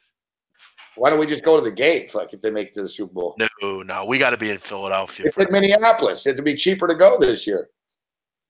It probably would be cold as fuck too, though. Yeah, that's why people don't want to go. You know what I mean? Good point. Wonder what Super Bowl tickets do cost. You get in for about $1,000, depending on the team. I'm looking at it right now. My guess right now on StubHub, Super Bowl tickets would be about $1,500. $3,300. That's the cheapest one? Yep. Holy fuck. They're not going to get that much. $3,300. Well, it all depends. Imagine if the Minnesota Vikings are in the Super Bowl. Fuck. I'm sorry. I'm seeing 3,036. That's the lowest. If the Vikings make the Super Bowl, it's going to be fucking nuts. Yeah, that's the way it is, though. I remember last year I was told, the Super Bowl's in Minneapolis. We're going to send you, Morency. I'm like, I'm not going to this. I am not getting sent to the Super Bowl. I didn't really care, to be honest with you. I was in Costa Rica because I wanted to get away, but I haven't taken I never do vacations and stuff, but I think this after the Super Bowl and all that stuff winds down, I think I'm going to go to Jamaica, and get wasted for like 3-4 days by myself. Do it. Yeah, I've never done that in my life before. I went to Amsterdam when I was 16, but I haven't I don't take vacations and I won't rest. I'll fucking tape my TV shows and I'll even fucking bang off this show from Jamaica. I'll check in for 2 hours a night. But yeah, I'm influenced. I have a buddy that was just in Jamaica for his honeymoon, and he's kind of a straighter kid. I said, "What was it like?" He goes, "Oh, fuck, it was pretty cool." But he goes, you can't walk 10 feet there without someone offering you drugs. And he goes, "I think you would like it." He goes, "There's just drugs everywhere." He goes, "Really cheap." Nothing wrong with that. I'm like, yeah. I was like, "Yeah, what hotel were you at there, buddy?" And no, because it's fucking cold here and shit. And plus, I like I wanted to go to the Dominican Republic. I'm down with Dominican chicks, but Dominican Republic, you'll get fucking extorted and shit there. Like the cops will pick you up and you'll have to pay them off. Jamaica is pretty cool. Like Jamaica's not rampant for that shit, for you getting ripped off, Jamaica's not really a dangerous place. Super Bowl tickets, club box seats, 50-yard line, $55K a piece. Yeah, fuck that. Unlimited food and drinks, padded seats, early access, and private concessions. You know what's crazy? If the Patriots make the Super Bowl, the tickets are cheaper because the Patriot fans, they're so used to it, they don't go. You know what I mean? Yeah, sure. It's not like, if something like if the Bills were in the Super Bowl, I would go. You know what I mean? It'd be one of those deals where I don't give a fuck what it costs. I'm going to the Super Bowl. So a lot of people are like that for their teams, but if their team makes it to the Super Bowl every year, it's like, I don't want to go to Minneapolis. We'll have our own party here. And, you can't gamble there. It's cold. People will be anti for it, I was actually considering going to Jacksonville if the Bills play them, but we'll be in Vancouver that weekend. So it'll be pretty cool, actually. The Bills make the playoffs. They're going to play that Saturday probably. We're in Vancouver the next day against the Jacksonville Jaguars. And everybody's saying, the Bills will get fucking killed by the Jags. And I don't think so. I think we matched up very well with that team. I'm rooting for the Bills. I want to see you happy, man. Get it done. Yeah, well, we're not there yet, but it's been 18 years, bro. We haven't made the playoffs. Bills, Eagles, Super Bowl. Let's do it. I was thinking about Mexico, too. I like Mexico, but Mexicans hate Americans, fuck. And no, I don't think they do. Yeah, right now they do. Really? Yeah. Yeah, they do. Right now they do. It's not like the safest place to go, and I guess you're okay, but Mexico's pretty dangerous, bro. Even at the best of times, it is. Like listen, I went to Mexico and I didn't even stay in tourist areas. I was told, don't go up that hill. What did I do? I went right up the hill. I'm that type of guy. So I got really fucked up, in the fucking, town villages and shit. I was walking around fucking this village all wasted and shit. But I swear to God, dude, there's 2 Canadian tourists that are killed a week in Mexico. Fuck. But they don't talk about it on the news much because they don't want to kill the tourism there. But I'm a crazy dude. I'll travel. When I travel, I'll do crazy shit when I get to a place. But I sort of avoid, I don't go to communist countries, like Cuba. A lot of Canadians travel to Cuba. There's wicked hot chicks. It's fucking dirt cheap there and beautiful beaches and shit. But I don't go to countries where the residents aren't allowed to leave. So I'm not going to Cuba, fuck. I'm not ending up in some Castro fucking jail, man, because I got fucking wasted and smoked a spliff outside a bar or something. What an amazing story it'd be, though. Yeah, I ain't doing it. I'm you go to let's say you go to Bosnia and you get arrested and you go to prison. Yeah. And what an amazing story that would be. I'd rather not have that story. I hear you. I got arrested at a Buffalo Bills game, fuck. Jay says Jamaica is very dangerous. Don't leave the resort. No, Jamaica is dangerous in fucking Kingston, downtown and shit. Yeah, Stay out of Kingston. You know, people said San Jose, Costa Rica was dangerous too. It didn't stop me from getting into strangers' cars, did it? Like as MVP saw, like Chris Edge was there. People are like, where the fuck is this guy going? Like, we got like we were told to just go right into the bar. Don't go. Like, watch out. It's crazy. You know, you're really in the hood there in San Jose. And first thing I did, I got out. Fuck. I was like, all right, I'll see you guys in a few minutes. I'm walking up to dudes on the street there. I'm like, hey, man. Next thing I know, I'm in some stranger's car. Fuck, you know. And even as I got in the car, I was thinking, holy fuck, man. If this guy's a Costa Rican cop, like, I'm in a lot of trouble. Like, you know what I mean? You're never coming. I wasn't just buying weed, fuck. You know, I was like, yeah. I'm in a lot of trouble here. But, you know, I was told, everyone said, listen, there's going to be a bunch of cars outside the Del Rey. Those are the guys you got to talk to. So I got out and Buddy called me over. I got in the car. You know, and I know not a lot of people will get into a strange man's car in San Jose, Costa Rica, probably, but I'm not a lot of people. We're heading to overtime in USC, by the way. I always figure, like, well, what are they going to do to me? Fuck? Like, they're going to rob me or whatever, rob me, and, you know, they're going to steal my organs? Fuck, probably not. Listen. You know, I'm not going to get randomly killed for nothing. You know what I mean? Like, I'm a very good judge. Like, I lived on the streets of LA, right? So I'm a very good judge of dangerous moments, crazy moments, moments where it's like, I told a story the other day where I knew I was in Vegas. I saw two dudes. I was like, this is not good. I knew right away. They did try to rob me. Like, I have a good sixth sense on the street, you know? Sure. All right. So we got to get out of here. Chris Edge's like, where's Morency? I cruise in after. I woke up the next day. I see all this shit on my desk in the room. I'm like, well, I don't even remember that. I'm like, oh, fuck yeah. Fuck. Guess I got in a car with that guy. must have been from that car. Like, I didn't even tell you guys. When I left, I fucking went on some adventure with a taxi driver. We were in the taxi, and instead of going back to the hotel, I don't know what I told him, but I was like, yeah, sure. And fucking, we stopped somewhere. I bought shit. It was like, yeah, it was crazy. Yeah, Kingston's crazy. Oh, I'm not saying Jamaica, you can walk around and fucking no one's going to rob you, bro. But I'm just stating that it's not like you're going to get shanked, this, you know, you step off the foot of the airport. I had a taxi driver the other day, guys. He was Afghani. And I told him, he's telling me I could go to Afghanistan, no problem. And I'm like, he's like, you could go, no problem, my friend. I'm like, so I could just go to Kabul right now, and I could just around it be fine. He's like, oh, it'll be fine, no problem. And he goes, but it's changed. He goes, it used to be friendly. He goes, now it's not so friendly with the Taliban and stuff. But he goes, you'll be fine. I'm like, yeah, I'll wear this jersey and just get out here. Hey, man. Hey, where's the strip club at? You guys got a casino? Like, I'd last like 17 minutes before I'm fucking duct taping the back of a van with a bag on my head, big man. Yeah, and they're gonna cut your head off. Like, I'm thinking, is this guy trying to like get me to go to Afghanistan? He kept telling me, no, you'll be fine. He goes, no. He goes, it's just the news. Yeah, I'll take you there. Thinking it's not fine there, fuck. You're fucking Al Qaeda runs the place. You got fucking, you're dropping bombs. There's drones dropped on people.